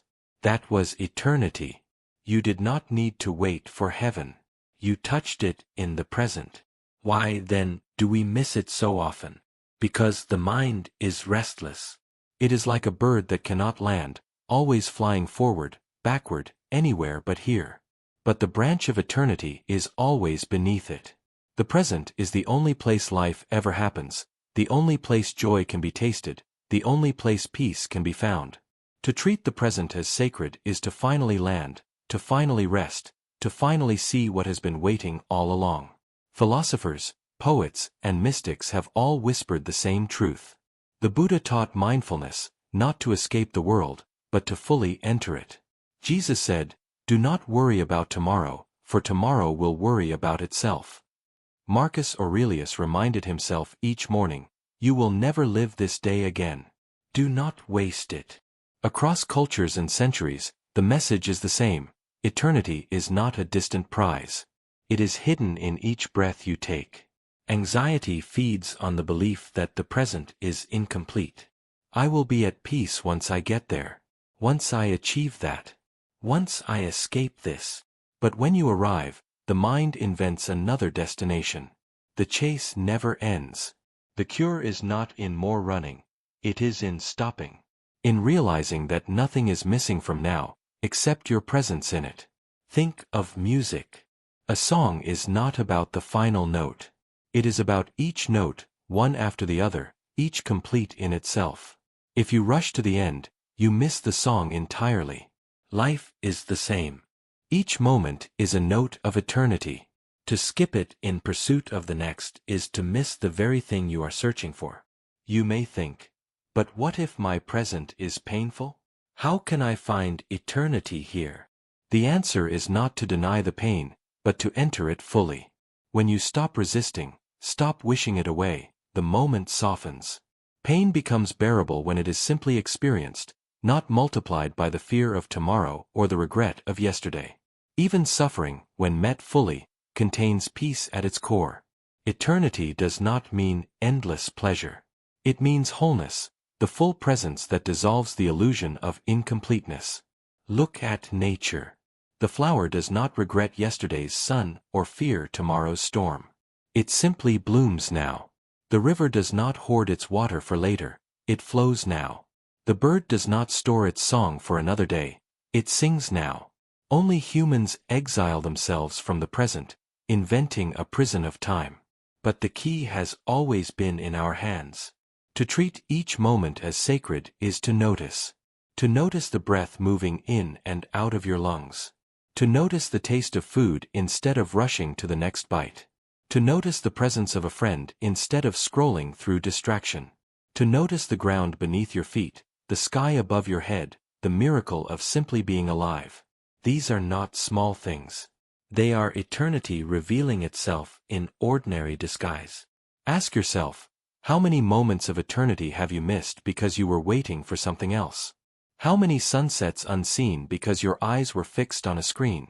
How many conversations lost because your mind was trapped in tomorrow's worries?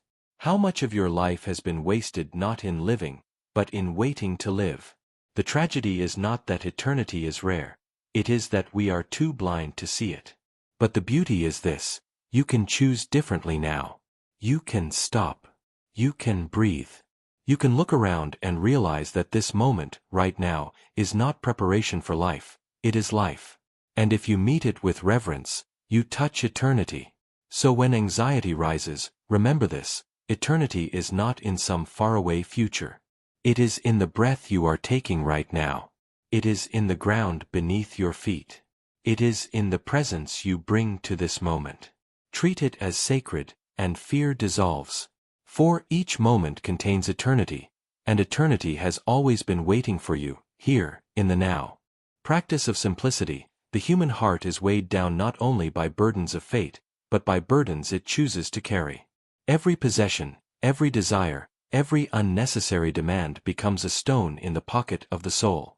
And then we wonder why we feel heavy, restless, anxious, why peace seems always just beyond reach. The truth is simple. The more you need, the more you suffer. The less you need, the freer you become. Simplicity is not poverty. It is power. It is the art of stripping life down to what is essential, so that calm and contentment can be carried with ease. Look around at the world.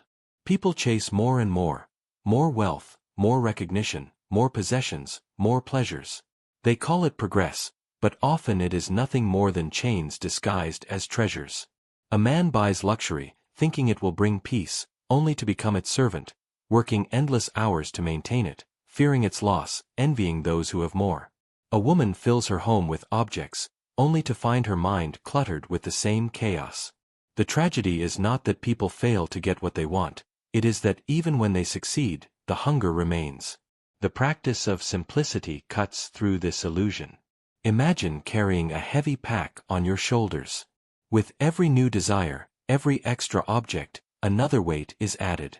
Soon you stagger, exhausted, and the journey becomes misery.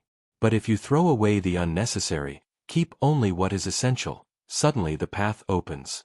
You walk lighter, breathe freer, see clearer. Simplicity is this act of putting down the stones you were never meant to carry. The Stoics understood this well.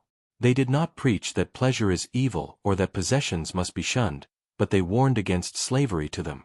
They trained themselves to live simply so that fortune could never enslave them.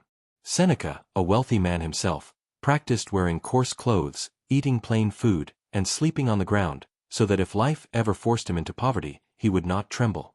Marcus Aurelius, emperor of Rome, surrounded by gold and power, wrote to himself to live plainly, to resist being softened by luxury. For simplicity was not about deprivation. It was about freedom. Think also of nature. A tree does not decorate itself with jewels, yet it stands tall and beautiful. A river does not hoard its waters, yet it nourishes everything it touches. The stars shine not because they possess, but because they simply are.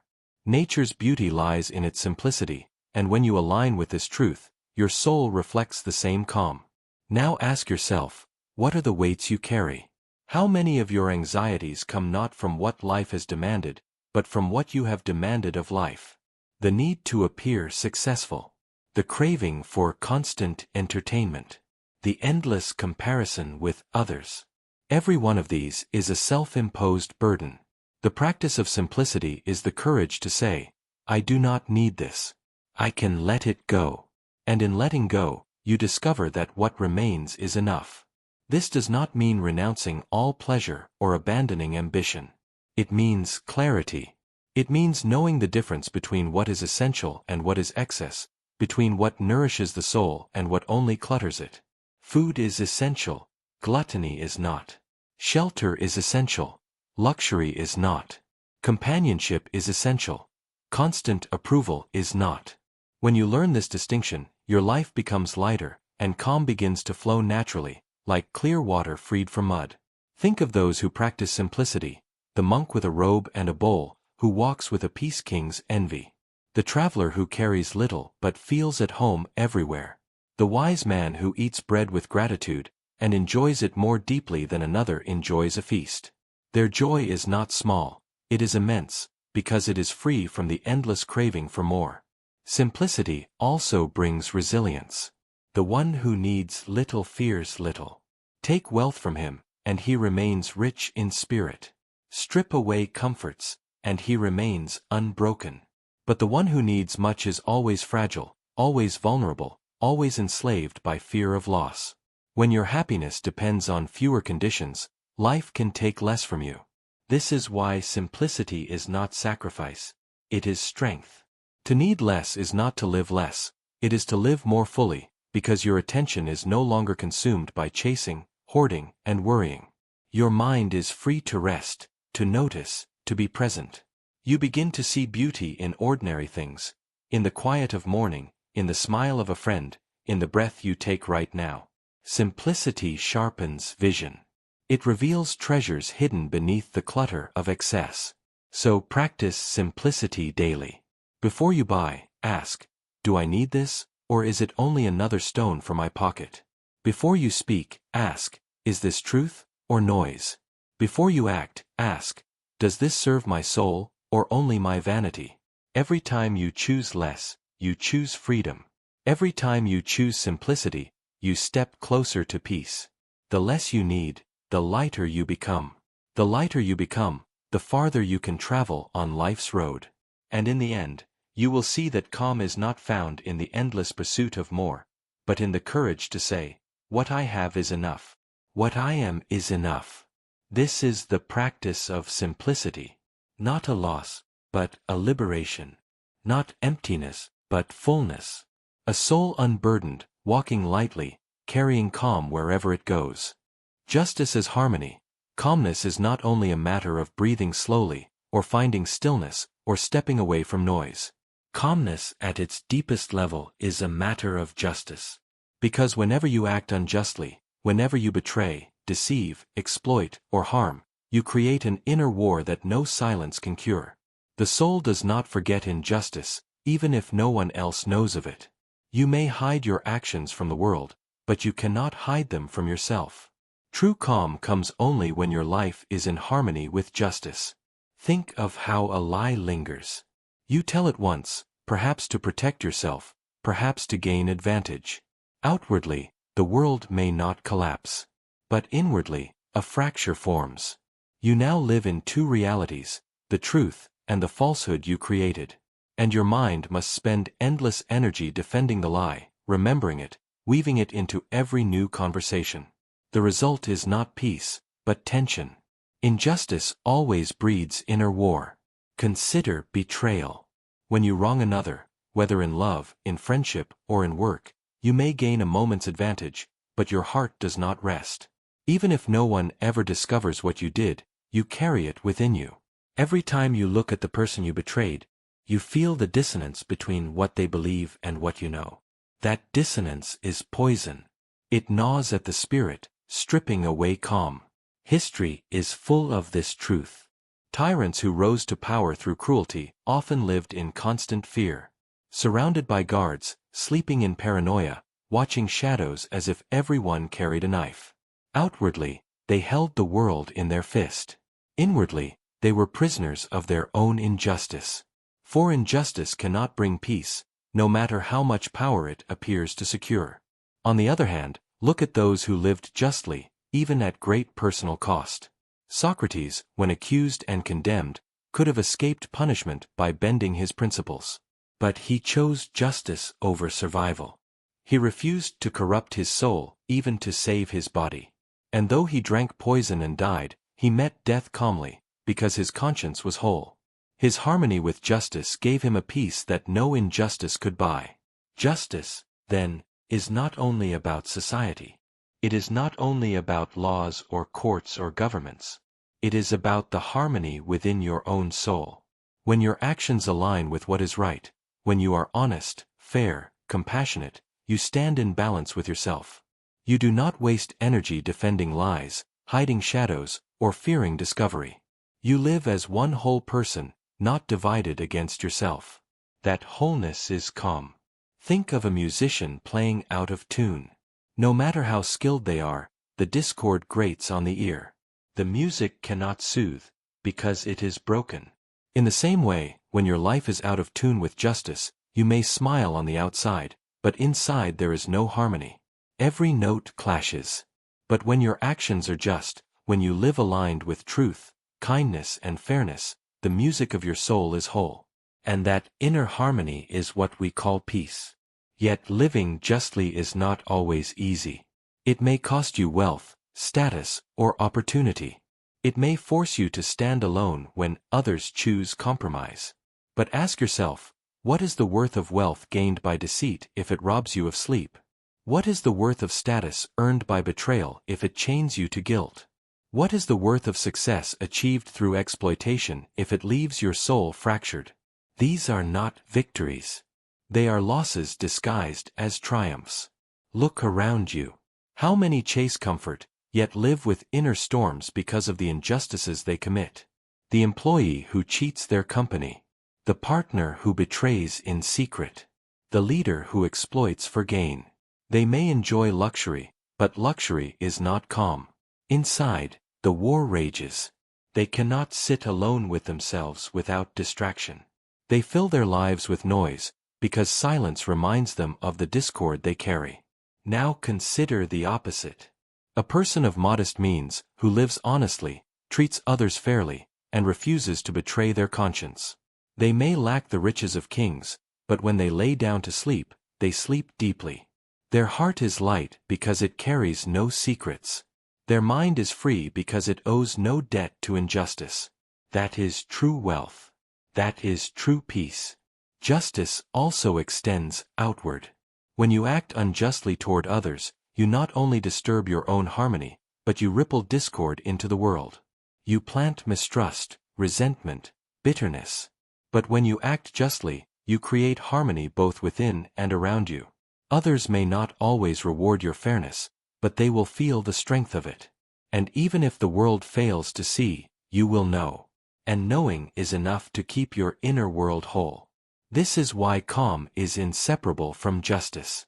A calm that is built on lies or exploitation is an illusion, fragile and temporary. The slightest reminder of the truth shatters it. But a calm built on justice, on integrity, on fairness, this calm endures. Because nothing outside of you can take it away. It lives not in circumstance, but in the unbroken harmony of your own soul. So when you seek peace, do not look first to silence, or retreats, or comforts. Look to your actions. Ask yourself, am I living in justice? Am I fair in my dealings? Am I truthful in my words? Am I compassionate in my choices? If the answer is yes, you will already feel a calm that no fortune can touch. If the answer is no, then no amount of comfort will save you from the war within. True calm comes when your actions are just. For injustice always breeds inner war. Choose harmony, and you choose peace. Equanimity in change. Nothing in life stands still.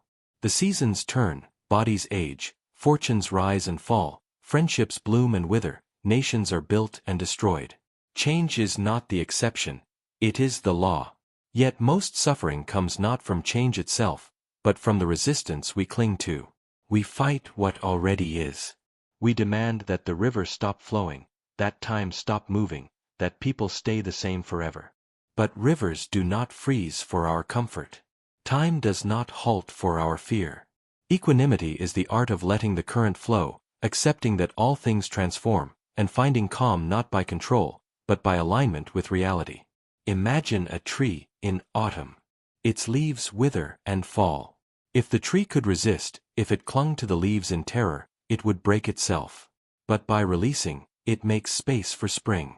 In the same way, when we resist change, we snap under the weight of what cannot be stopped. But when we accept, we bend without breaking. The falling of leaves becomes not a loss, but preparation for renewal. The Stoics reminded us daily, nothing belongs to you forever. Not your wealth, not your reputation, not even your body. All are temporary possessions, loaned to you by nature, recalled when the time comes. To resist this truth is to live in constant fear. To accept it is to live in calm. Epictetus taught, do not say, I lost it, but, it was returned. If your friend departs, if fortune fades, if life itself ends, it is not theft, it is the natural flow of change reclaiming what was never fully yours. Think of Marcus Aurelius, Emperor of Rome, surrounded by constant upheaval, wars at the border, plagues in the city, betrayal among his own. Yet in his meditations, he writes to himself, observe constantly that all things take place by change.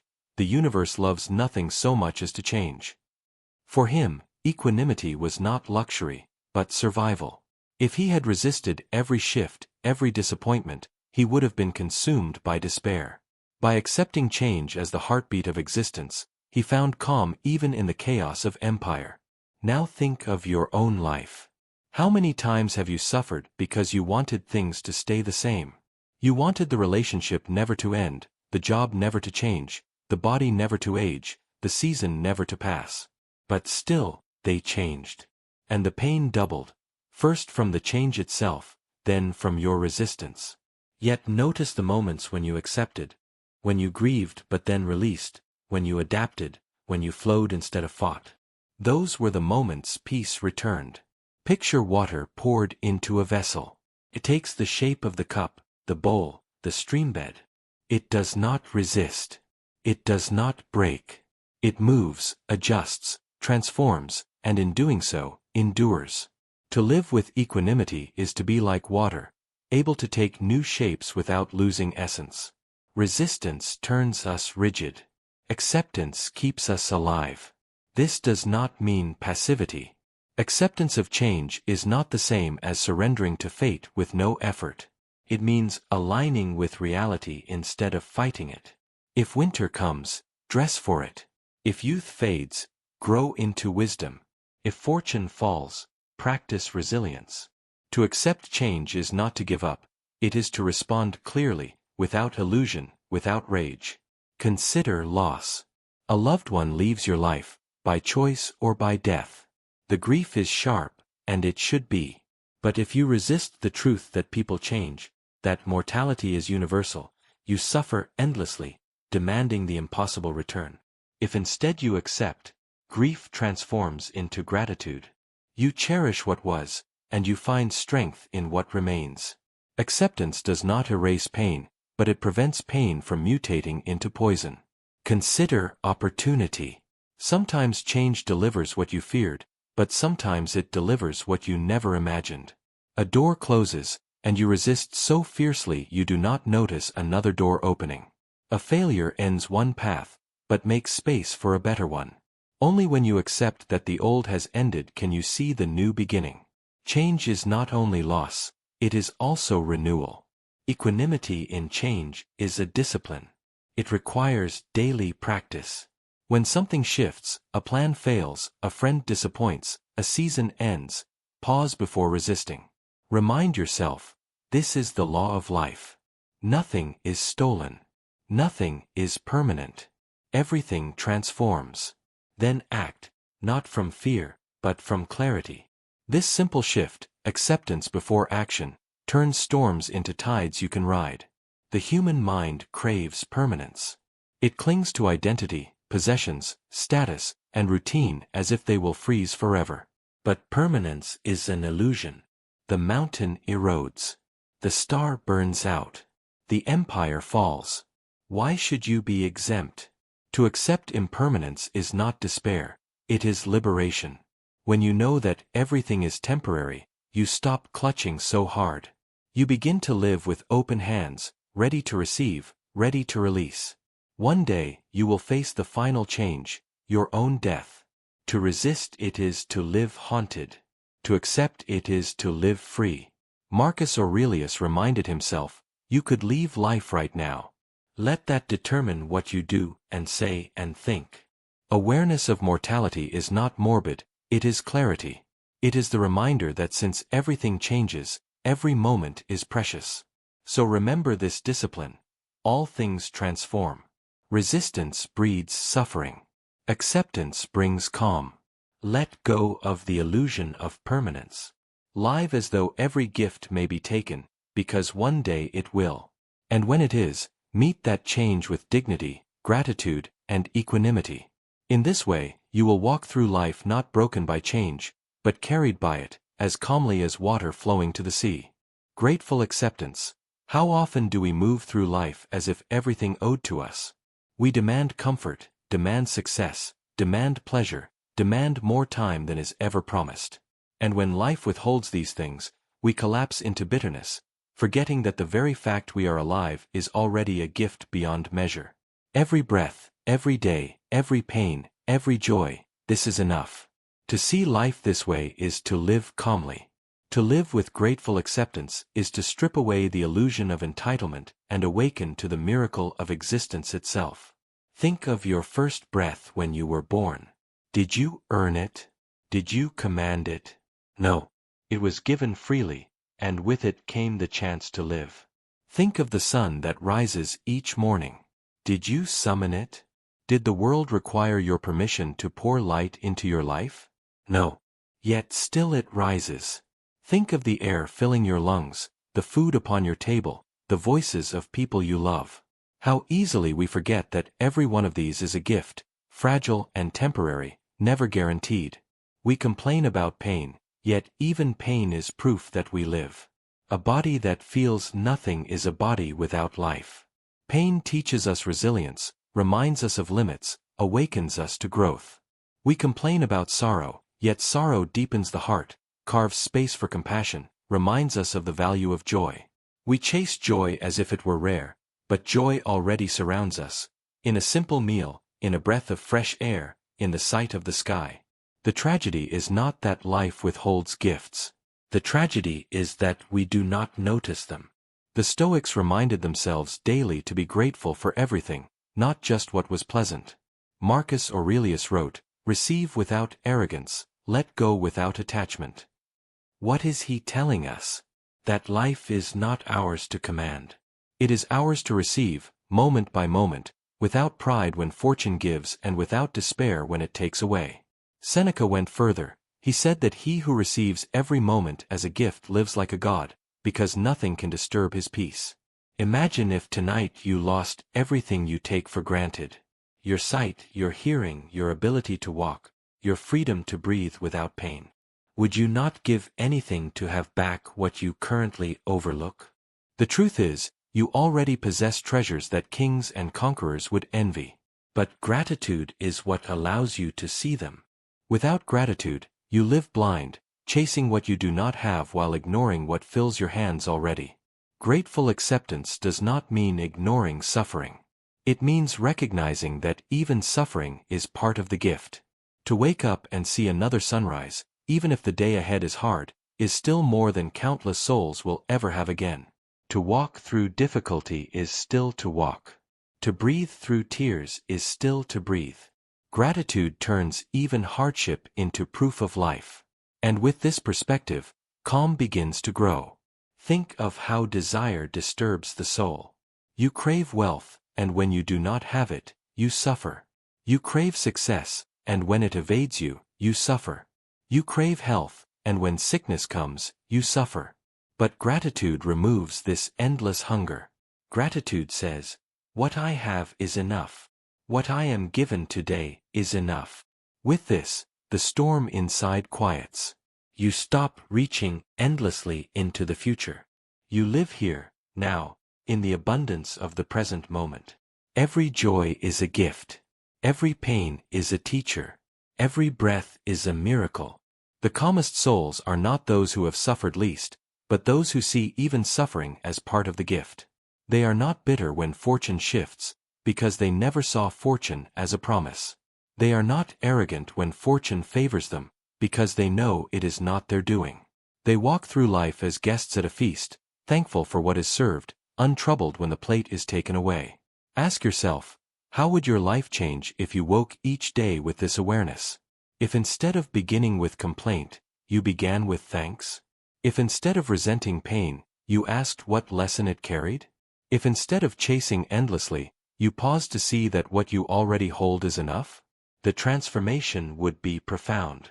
You would find calm not because the world changed, but because your vision did. One day, your breath will end. One day, your chance to wake, to eat, to walk, to love will vanish. The final truth of life is that nothing is guaranteed beyond this present moment. To live with grateful acceptance is to live as if you already know this truth. It is to meet every moment as gift, every day as bonus, every joy as treasure, every pain as teacher.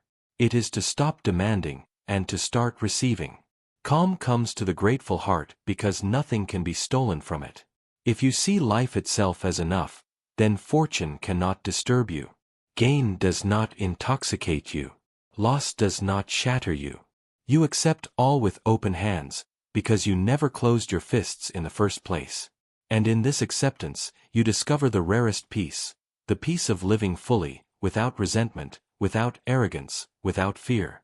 So remember this, every breath is a gift. Every day is a gift. Every pain, every joy, every fleeting moment is enough. Grateful acceptance is not just an attitude, it is a way of living that turns life itself into calm. Patience with time. We live in an age that worships speed. Faster internet, faster transport, faster results. We want everything now, success, love, wealth, healing.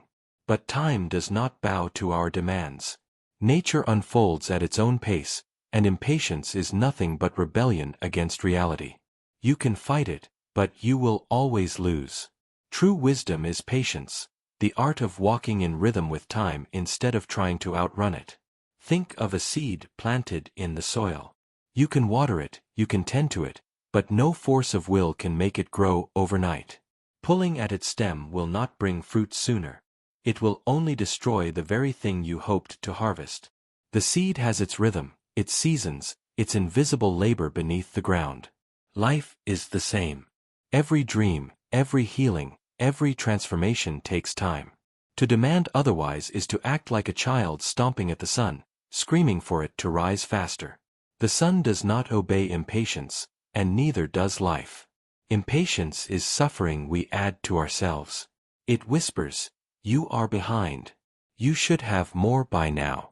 Others are ahead of you. But this comparison is poison. The tree does not envy the flower for blooming earlier. The river does not rush because the mountain stands still. Each part of nature unfolds in its own time. You are no different. The more you demand to be elsewhere, the more peace you rob from yourself. History is full of lives destroyed by impatience. Great leaders who acted too soon, chasing glory before they were ready, collapsed under the weight of their ambition. Artists who abandoned their craft because recognition did not come quickly, never realized the greatness that patience could have given them. Even relationships crumble when people demand instant perfection instead of allowing love to deepen slowly, through trust built over years. Impatience always kills what it touches, because it refuses to honor time. But patience is not passive. It does not mean sitting idle, waiting without effort. Patience is active alignment with time. It is doing what you can in the present, while respecting the pace of unfolding. The farmer still tills the soil, still waters the ground, but he does not demand the harvest before its season. Patience is the balance of action and surrender. Action in your control, surrender to what is not. Think of your own life. How many times have you suffered, not because something was truly unbearable, but because you could not wait? You wanted healing instantly, forgetting that wounds close one day at a time. You wanted success immediately, forgetting that mastery is built through years of practice. You wanted certainty today, forgetting that clarity often arrives only after the fog of time has lifted. In each case, impatience made the burden heavier, while patience would have made it bearable. Consider also the wisdom of setbacks. Sometimes time delays what you want not to punish you, but to prepare you. The seed must stay in darkness before it reaches the sun. The butterfly must endure the cocoon before it flies. If they rushed the process, they would never survive. In the same way, your delays may be your preparation. What feels like waiting may be strengthening you, shaping you, teaching you lessons that speed would have stolen. There is power in patience that no shortcut can give. Patience teaches resilience. It teaches humility. It forces you to find peace not in the outcome, but in the process. And in that process, you discover yourself. Impatience says, I will live only when I arrive. Patience says, I live fully even on the way. The first wastes life. The second transforms it. Ask yourself, what are you rushing right now? Is it success, love, healing, recognition? What is the voice inside you demanding today, as if happiness will arrive only when you have it? And then ask, has rushing ever truly given you peace? Or has it always left you restless, dissatisfied, chasing the next thing? Impatience never ends. But patience is an end in itself. It is peace in motion. Look at nature again. The mountains do not hurry, yet they endure. The rivers do not rush blindly, yet they carve valleys through stone. The stars move in rhythms so vast that we cannot comprehend, yet they burn with steady light. The lesson is everywhere. Greatness is not built in haste. It is built in time. To live with patience is to live in harmony with reality. You stop fighting the clock, stop demanding that the universe rearrange itself for your desires. You act where you can, you wait where you must, and you trust the unfolding. In that trust, anxiety dissolves. You realize you are not behind, not late, not lost. You are simply on your path, at your pace. In the end, impatience is rebellion against what cannot be hurried. Patience is surrender to the eternal rhythm of life. Which will you choose? Will you shatter yourself against the unmovable wall of time, or will you walk beside it with calm strength? Remember this, nature unfolds at its pace. Impatience cannot change it, but patience can change you. Serenity in letting go. There is a kind of suffering that comes not from what life does to you, but from what you refuse to release. We grip tightly, onto people, onto possessions, onto dreams, onto the past itself, as if clinging could stop the flow of time. And yet, no matter how tightly we hold, life eventually takes what was never truly ours. The more we resist this truth, the more we are torn apart by it. Serenity begins the moment you let go. Not in defeat, not in despair, but in recognition, it was never yours to hold forever. Think of the countless hours wasted in clinging. Someone leaves you, and you replay every memory, aching to bring them back. A possession breaks or is lost, and you mourn it as if it carried your soul within it. The past haunts you, as if holding on could rewrite what has already been written. But this grasping does not preserve, it poisons. It turns love into obsession, memory into torment, desire into slavery. Letting go is not abandonment of care, it is the release of illusion. The Stoics taught that everything you have, your body, your wealth, your loved ones, even your breath, was loaned to you by nature. You may enjoy them, cherish them, use them well, but you cannot claim ownership over what is only passing through your hands. To cling is to rebel against the truth of impermanence. To release is to align with it, and in that alignment, peace is born. Picture a hand submerged in water. If it is open, the water flows gently through it. If it is clenched, the water escapes anyway, leaving only strain and emptiness. This is how life moves. Hold it lightly, and you savor its flow. Grip it tightly, and you exhaust yourself in a losing battle. Consider the wise examples of history. Epictetus, once a slave, warned his students never to say of anything, "I have lost it," but instead, "I have returned it." The cup breaks. You have returned it to the earth. A loved one passes? They have returned to nature, just as you will. In this way, loss transforms from robbery into acceptance, and grief softens into serenity. Think of your own life.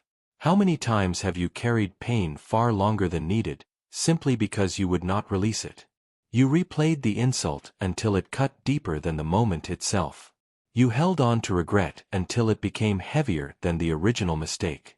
You clutched at fading joy until it soured into sorrow.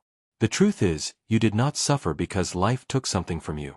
You suffered because you refused to let go. Letting go is not forgetting, nor is it apathy. It is not coldness. It is clarity. You still love, but you love without chains. You still care, but you care without illusion. You still pursue, but you pursue without desperation. Serenity comes when you realize that what truly belongs to you cannot be taken. Your reason, your virtue, your will. All else is passing scenery, beautiful to witness, but not yours to own. Imagine carrying a heavy bag on a long journey. At first, it feels manageable. But as miles pass, it begins to drag, your back aches, your steps slow. Finally, exhausted, you drop it, and suddenly you can breathe, walk freely, see the road again. This is the weight of attachment. Letting go is the dropping of the unnecessary, and only then do you realize how heavy you had been all along. Life will take. It will strip away youth, possessions, relationships, even your very body. You can resist this truth, clawing desperately against it, or you can accept it and live with serenity. Which path gives peace? Which path makes life lighter, calmer, more beautiful while it lasts? Serenity is not found in control, it is found in surrender. Not surrender to despair, but to the nature of things. When you release what was never yours to hold, you free the mind from endless struggle. You stop trying to command the river, and instead, you float with its current, seeing its beauty without fear of its end. So practice letting go. When anger rises, release it. When fear clings, release it. When possession grips you, remind yourself, this too will pass. When love fills your heart, hold it gently, knowing it is a gift, not a possession. In this way, you transform loss into gratitude, endings into peace, and impermanence into serenity. For calm is not achieved by adding more, but by releasing what weighs you down. And nothing weighs heavier than illusions of ownership. What is truly yours, the discipline of your mind, the integrity of your choices, the courage of your spirit, cannot be stolen. The rest was always borrowed, always temporary. Release it, and you will find that what remains is enough. Serenity begins when you let go. And once you let go, you will see that you were never empty. You were only holding too tightly to what was never yours.